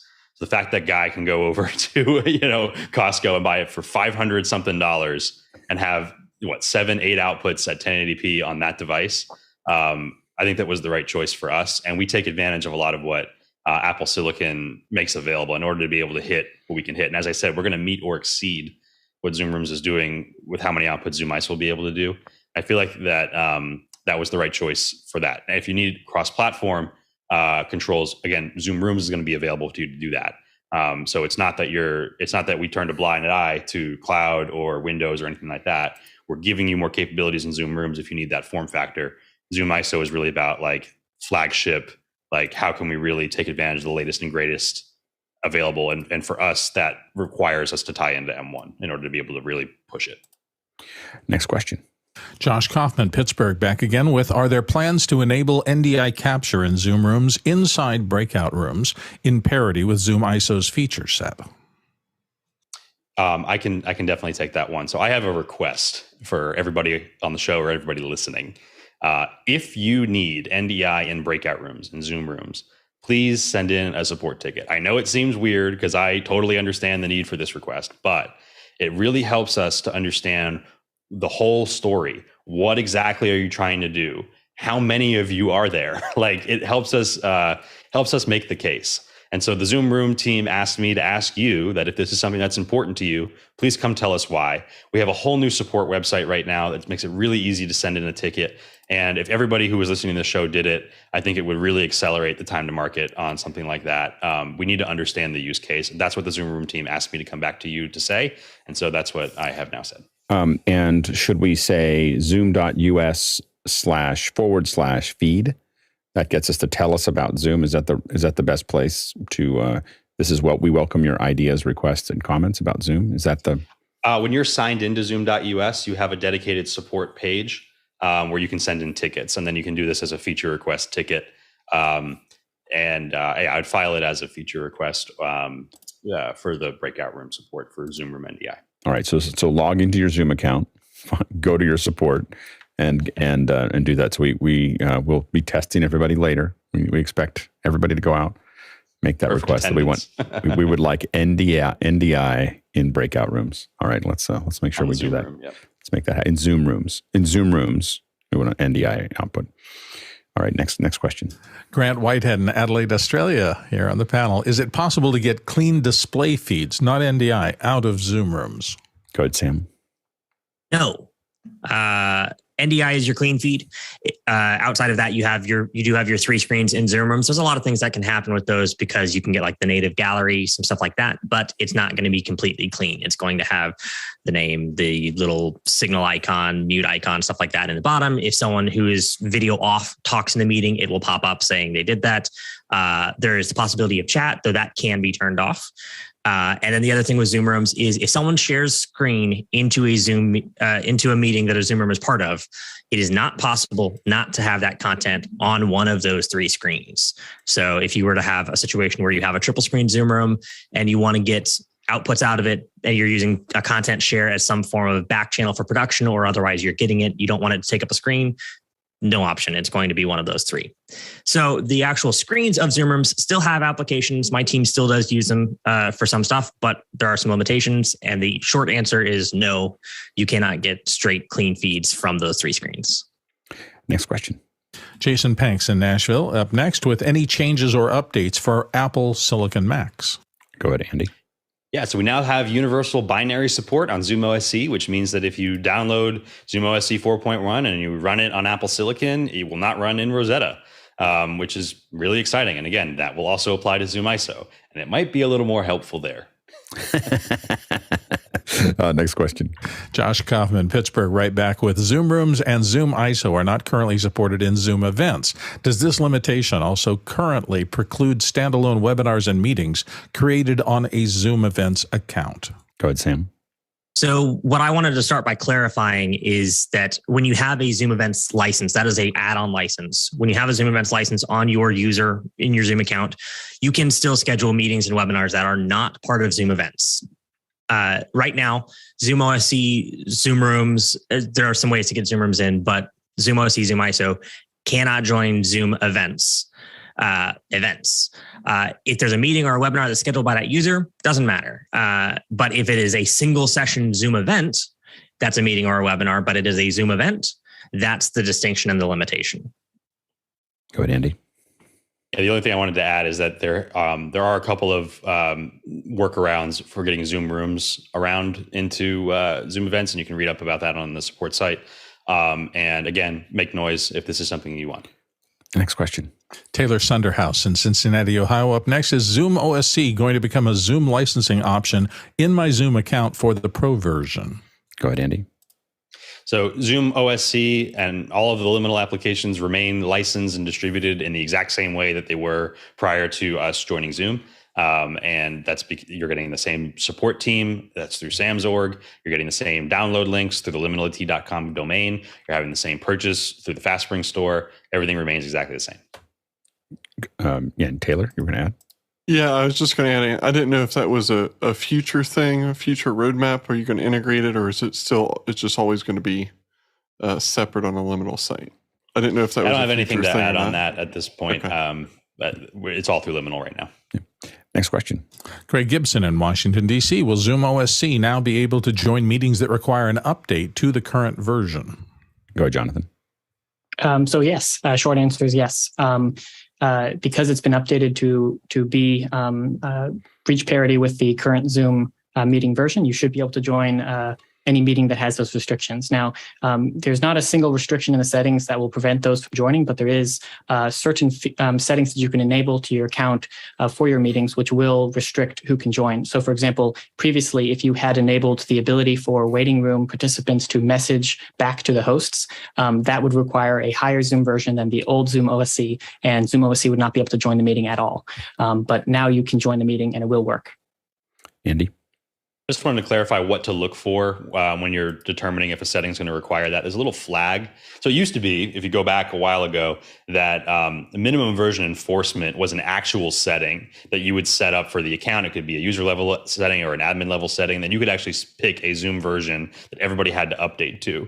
That changed this year. And now the way it works is there's no more minimum version setting for globally for all your meetings, but it's now feature based. If you want to enable a feature, it will now granularly say like, hey, this one requires 5.4.7 or this one requires 5.7.3.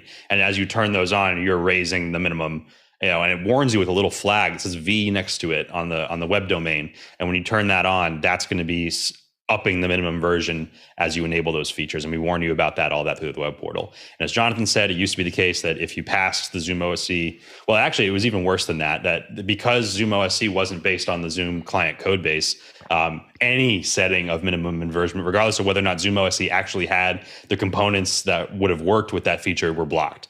Now it's all been reorganized. As I said, we've consolidated it together. Now you're seeing some of the synergies that come from the SDK, ZoomOSC, and the Zoom meeting client all working together. And this is meeting client 5.10.6. I think we released 5.11 this week. So when I wrote the changelog, I said latest version, and that was correct at the time when I wrote it, I promise. Zoom now has 5.11.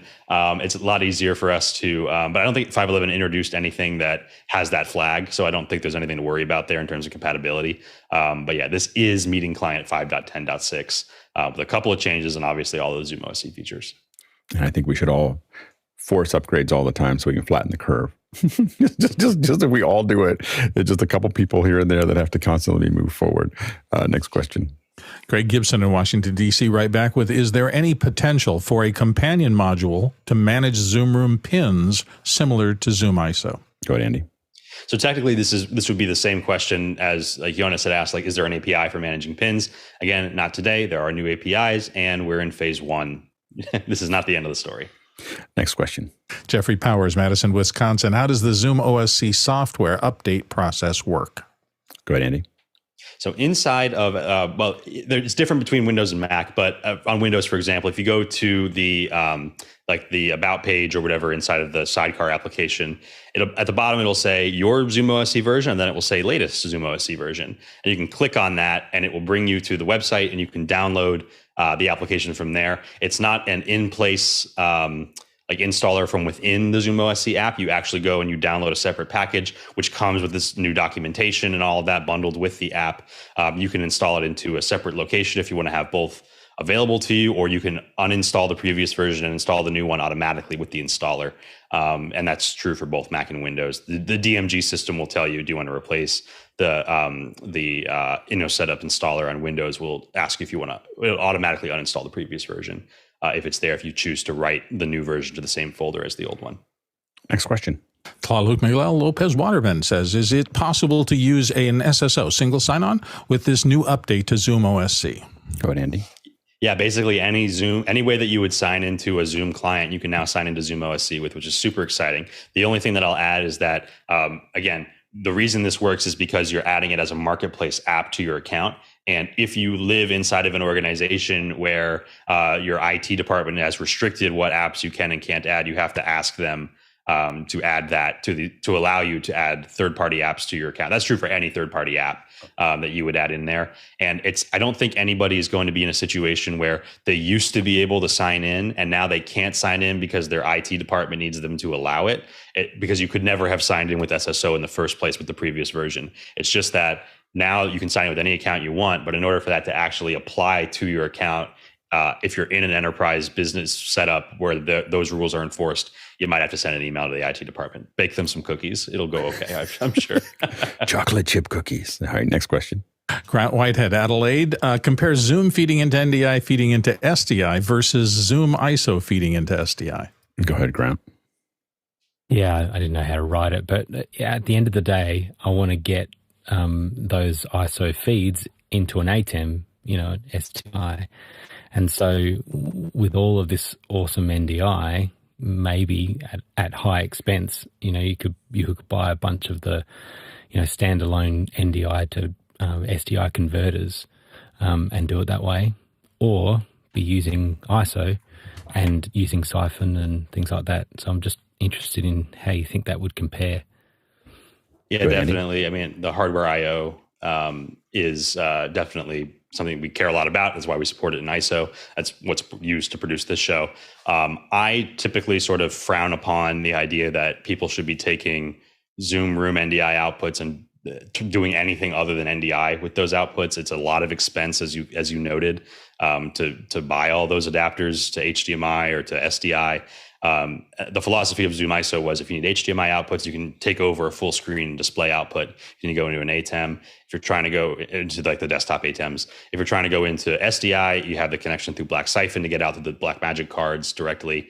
ZoomISO has sort of a more direct path to the type of output that you want, whereas Zoom Rooms is really, you have the NDI outputs and use NDI with those. So if you're not using NDI, I'd push you the ISO direction.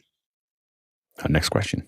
Douglas Carmichael says, could you ever see the Zoom Events team productizing, looks like, a version of the OH Office Hours 2.0 system? If you designed and market it right, I could see the system being game-changing for many populations, especially in health and social care. Go ahead, Jonathan. So definitely the OH 2.0 system is very expansive and can mean a lot of different things. But I do want to say that currently Zoom Event Services does provide, through services, does provide installation and design of these kinds of interfaces, just like you see in Office Hours 2.0.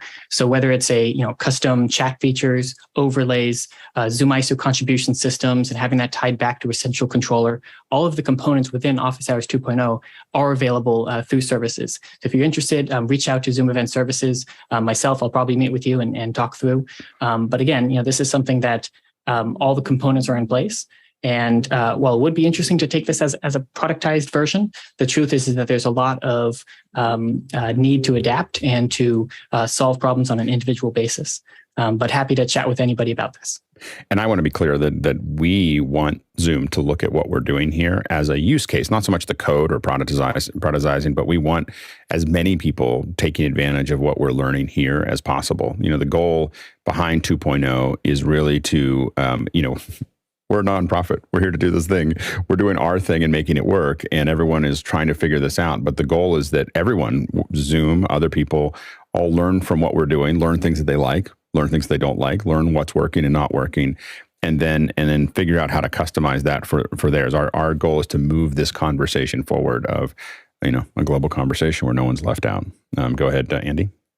I think Jonathan nailed it. The only thing I wanted to add is that, I view Office Hours 2.0 as a flagship deployment of what Zoom products are capable of and what Zoom services are capable of.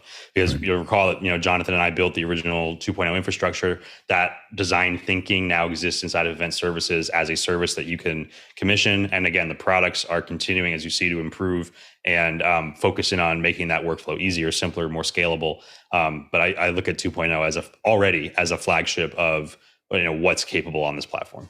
And a lot of times we're kind of best case scenario because we all have really good cameras and we have good audio and we have a protocol of how we chat. So we're able to hopefully be kind of a poster children of what could happen with what you can do with Zoom and hopefully inspiring other people to do it. Next question. Chris Widener in Lafayette, Indiana. Up next, he says, what changes did any of this update make to the version of NDI in use? Is it fully NDI 5 now? Go ahead, Andy. Yeah, we announced that we have moved from NDI 4 to NDI 5. At this point, NDI 5 has been out for almost a year. At launch, like even with ZoomISO, we had an NDI 4 version and NDI 5 version. I think at this point, NDI 5 has sort of settled in, and the time has come, for us to be using the latest libraries. Next question.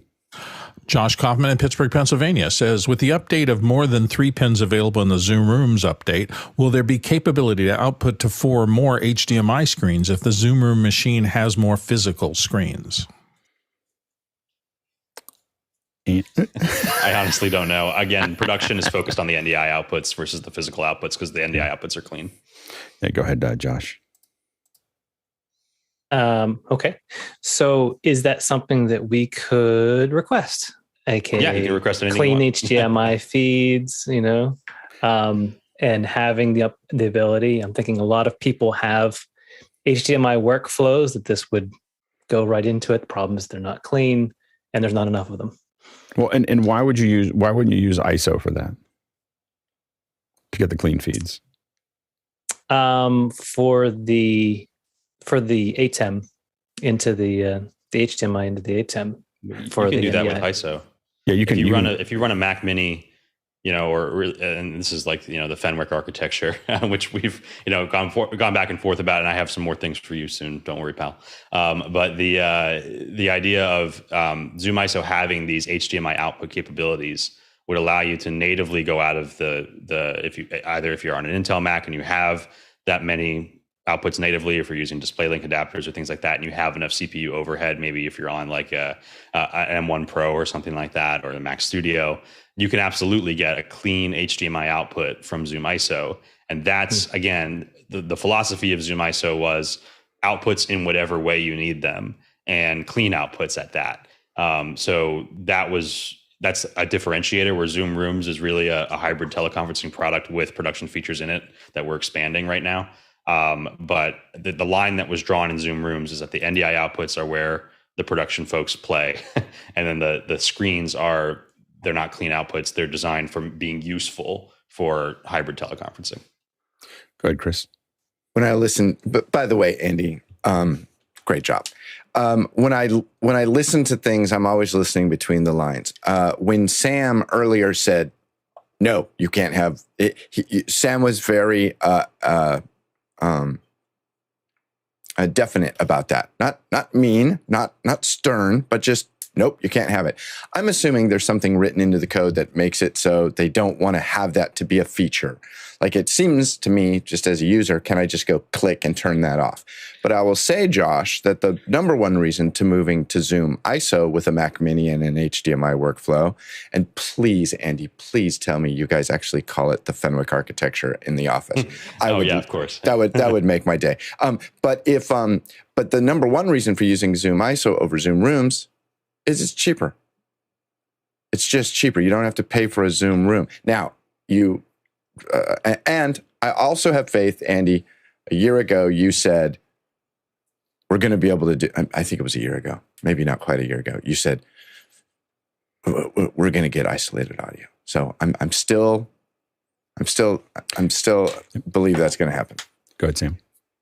I was just going to clarify before I get quoted too terribly much on it that I'm not on the product team, and my team is very driven towards, if you ask me a question today, my answer is, how can you do it today? So there is no clean. I just want to specify that, like, I'm not sure that there's anything in the product. I'm sure that that's how it works right now. And then just to steal a page out of Andy's book there, that like he kind of mentioned, the Zoom Rooms team is really being drugged into a different world than they were designed for, right? Zoom Rooms was designed as conferencing, as higher education classrooms, as all those things. And it's now really, we're having these limits pushed by this production side of things, and they're open to it. But stealing the page out of Andy's book, submit those support tickets. If you guys have something that we want to get to the product team, they hear it from us all day long, but we're biased. The more they hear it from you guys that, hey, this is a use case that we want to buy your product to use it for, the better chance you're going to get at getting some of those features, getting more than 3 screens, as long as they're seeing that need. And then, Alex, if I may, I'm curious because I think your stance on whether or not you want a signal on an actual cable versus NDI, has your stance on NDI changed, softened, warmed up at all because of some of this stuff? Eventually, we're going to move to the cloud, and that'll be great. Hardened. I mean, eventually, I think that NDI is necessary for moving to the cloud. So I think that, to me, the real value of NDI is the cloud, is being able to move content around in the cloud and being able to scale that up. I want to be able to apply hardware to a lot of things that we're doing. So, there's just a lot of things that I want to do that would actually be really expensive. If you look at this show in the cloud, it would be very expensive to do. And again, building the infrastructure that I want. I mean, we're in the process right now of putting a bunch of FS HDRs in place so that we can color correct each person that comes out, and putting in hardware audio sync measurement into it by the end of the summer, so that everybody can hold up their iPad, here, and I can sync everybody automatically. Those are kind of things that are difficult to do in software right now. And so, being able to apply the hardware that's necessary to do that is going to allow me to do things. And then, of course, we're working on HDR, 4K, 5.1, 5.1 stuff that I know sounds absurd, but those are the kind of things. But the game that I've made a business out of being absurd. So I play a lot. When I did 1080p podcast, people thought we were absolutely crazy for 5 years. And we learned a lot though, and we got a lot of business because of it. So the thing is that it's so I like to play in places that are really hard. And so right now, I don't think that I can do that in the cloud or in software very effectively. I still need the hardware, and the hardware's expensive, but those are the things that I'm thinking about right now. So the NDI is great. I'm glad it's there. I'm glad it's developing. I think someday I'll be using it again in the cloud, or we'll try to get them to get 81. Anyway, we'll try to do something else that potentially would be interesting. But either way, I think that the workflow works for a lot of people. I'm still pretty hardware based. Next question. Next one from JHB in New York says, what is the most economical way to get Zoom isolated videos into an Atem? Thanks. Go ahead, Andy. I'll take my stab, and then I'm curious to hear Jonathan's answer too. But the way I would do it is M1 Mac Mini, ZoomISO, turn off displays, have separate spaces. And again, depending on how many outputs you need, potentially exploring the pluggable adapters. Again, the pluggable adapters advantage is cost, for outputs, and then you can actually do it on a Mac, which on an M1 Mac, which you can't with, a regular display port adapter. Disadvantage is it's intense on the CPU to render an output through a USB port. So if you have the overhead, like the cooling is in place and the resolution of your outputs is manageable, the pluggable display link adapter, 2 of those in the back of an M1 Mac Mini, would get you 4 HDMI outputs that you could full screen if you disable displays, have separate spaces in ZoomISO, and use the full screen output type. That'd be how I'd do it. Go, Jonathan. And I'd do it the exact same way. So just like Andy said. That means it's right. If Jonathan's cool with it, that's the answer. Yeah, go ahead, Sam.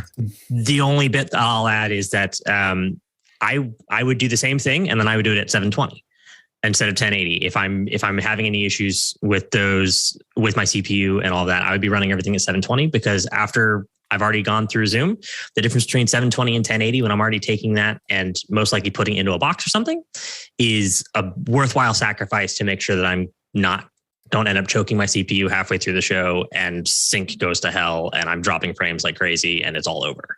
So that's my only addition to it. Go ahead, Grant. I just wanted to add, what about an Intel Mac on that? So Intel Mac Mini, with 4 displays on it, how would that perform in comparison?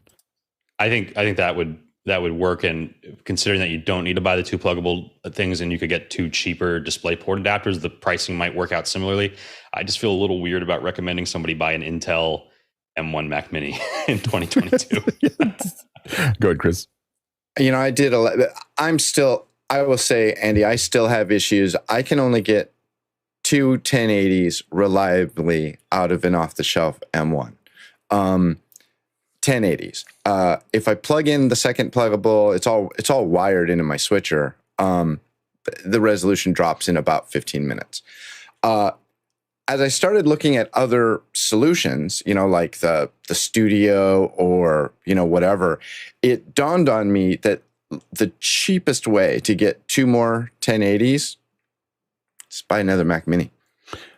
I was going to say my approach is just to buy a Mac Mini for every 2 people that I want. I'm about to start testing it. I want to, we have the office hours set up, which is a rack that sits inside of our server room. We have the 090, which is a whole room full of hardware that's mostly still Zoom Rooms and everything else with all hardware and everything else. But I want a mini version. And so that mini version is going to be, it's like a little mini version. And it's going to have essentially, I want to run it through an Atem mini with Mac Minis. But this is going to be 3.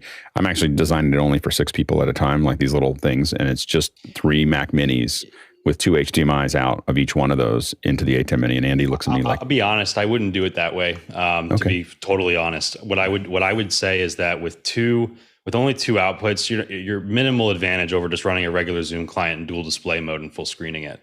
What I would look at is the M1 Pro and the M1 Max, which offer more display port outputs. So you can use the cheaper dongles with those additional Thunderbolt ports that are available. So if you were to go get like the MacBook Pro M1 with the additional Thunderbolt ports on the M1 Pro chip, that from a cost perspective might allow you to hit the density that you need. Because again, the reason that the display link adapters are stressful is because they are copying back from the GPU component to the CPU component and then compressing it out, basically CPU video rendering.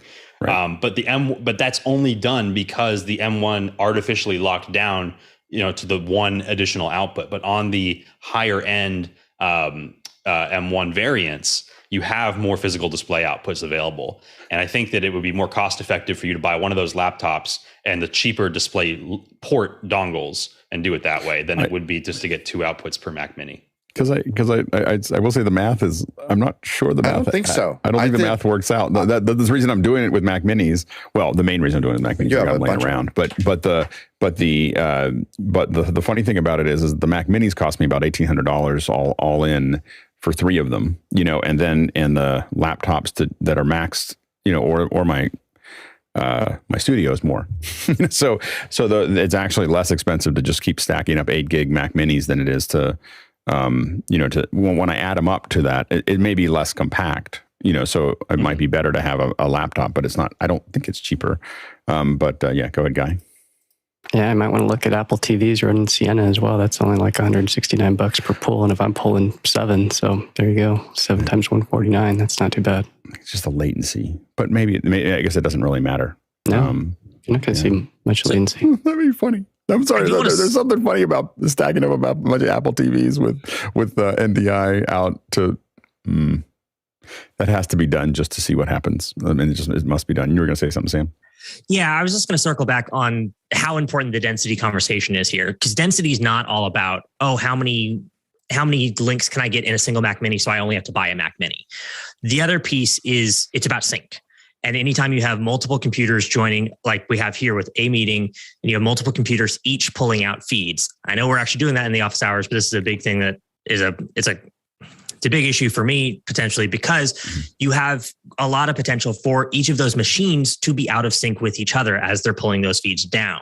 Now, what saves you from this is isolated audio. This is why isolated audio is important. It's not because it allows you to mix.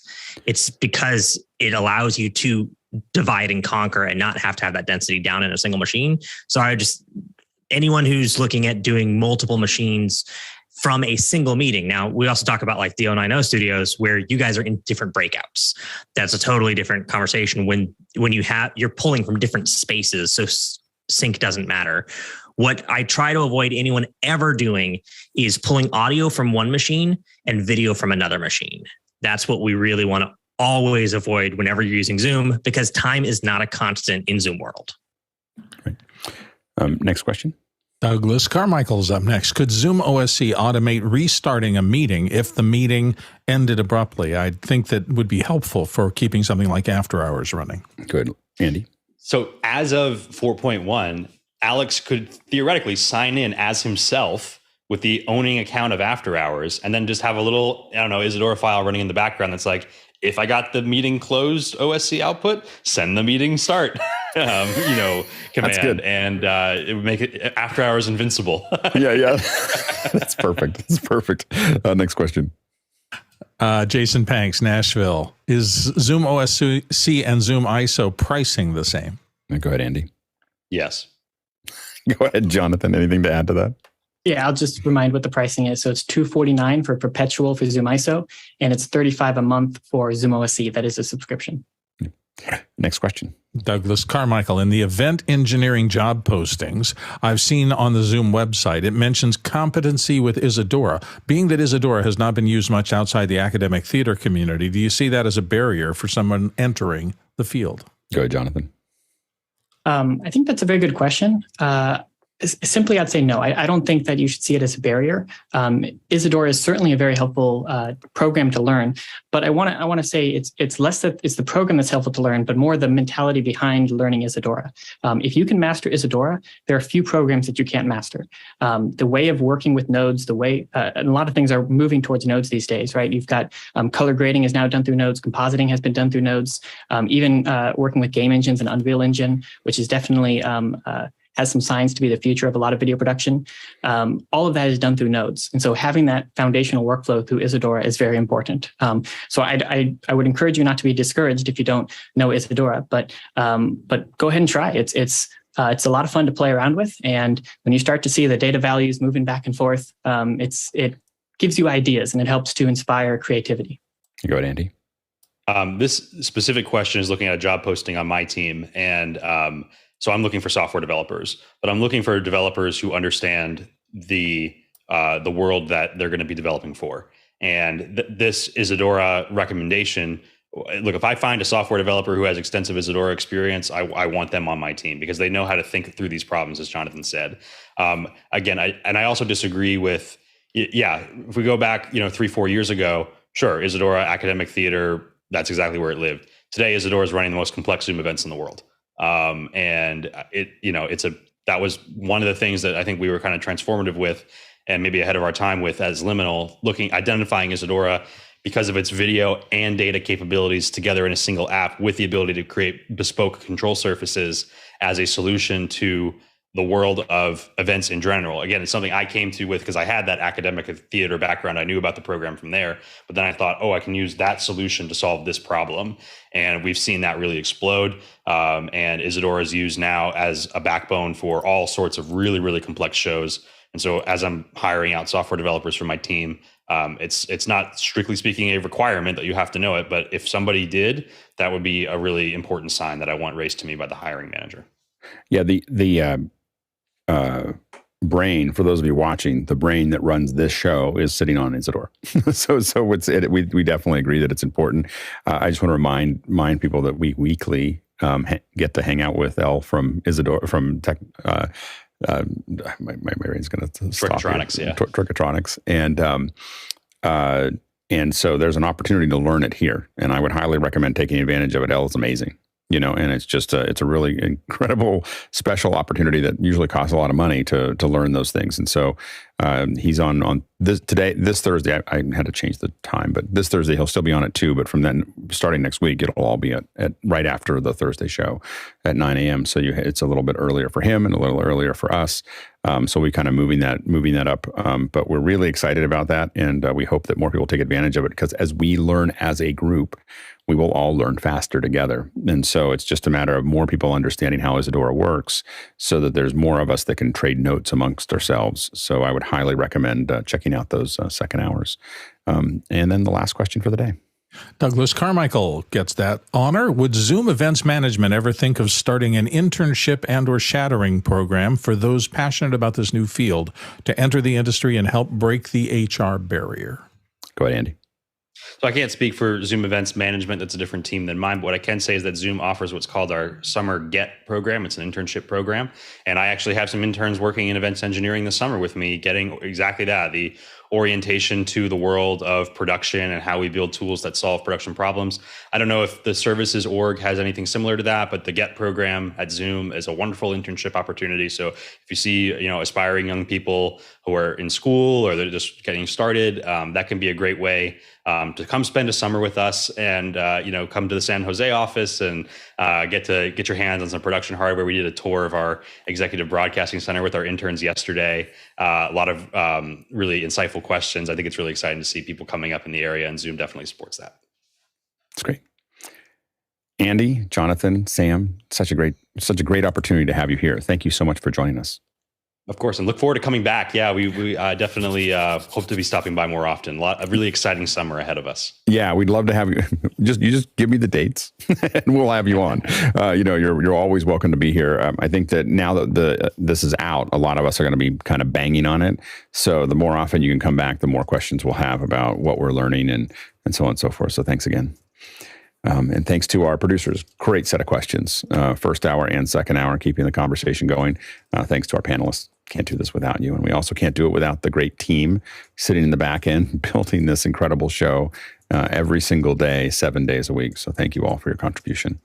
And now we're going to jump into after hours and probably continue this conversation.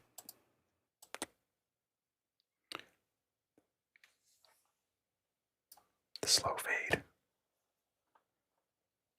That was great. I think I need to get some more Mac Minis. I know I should just use a studio, but stacks. It doesn't pan out to buy the laptop.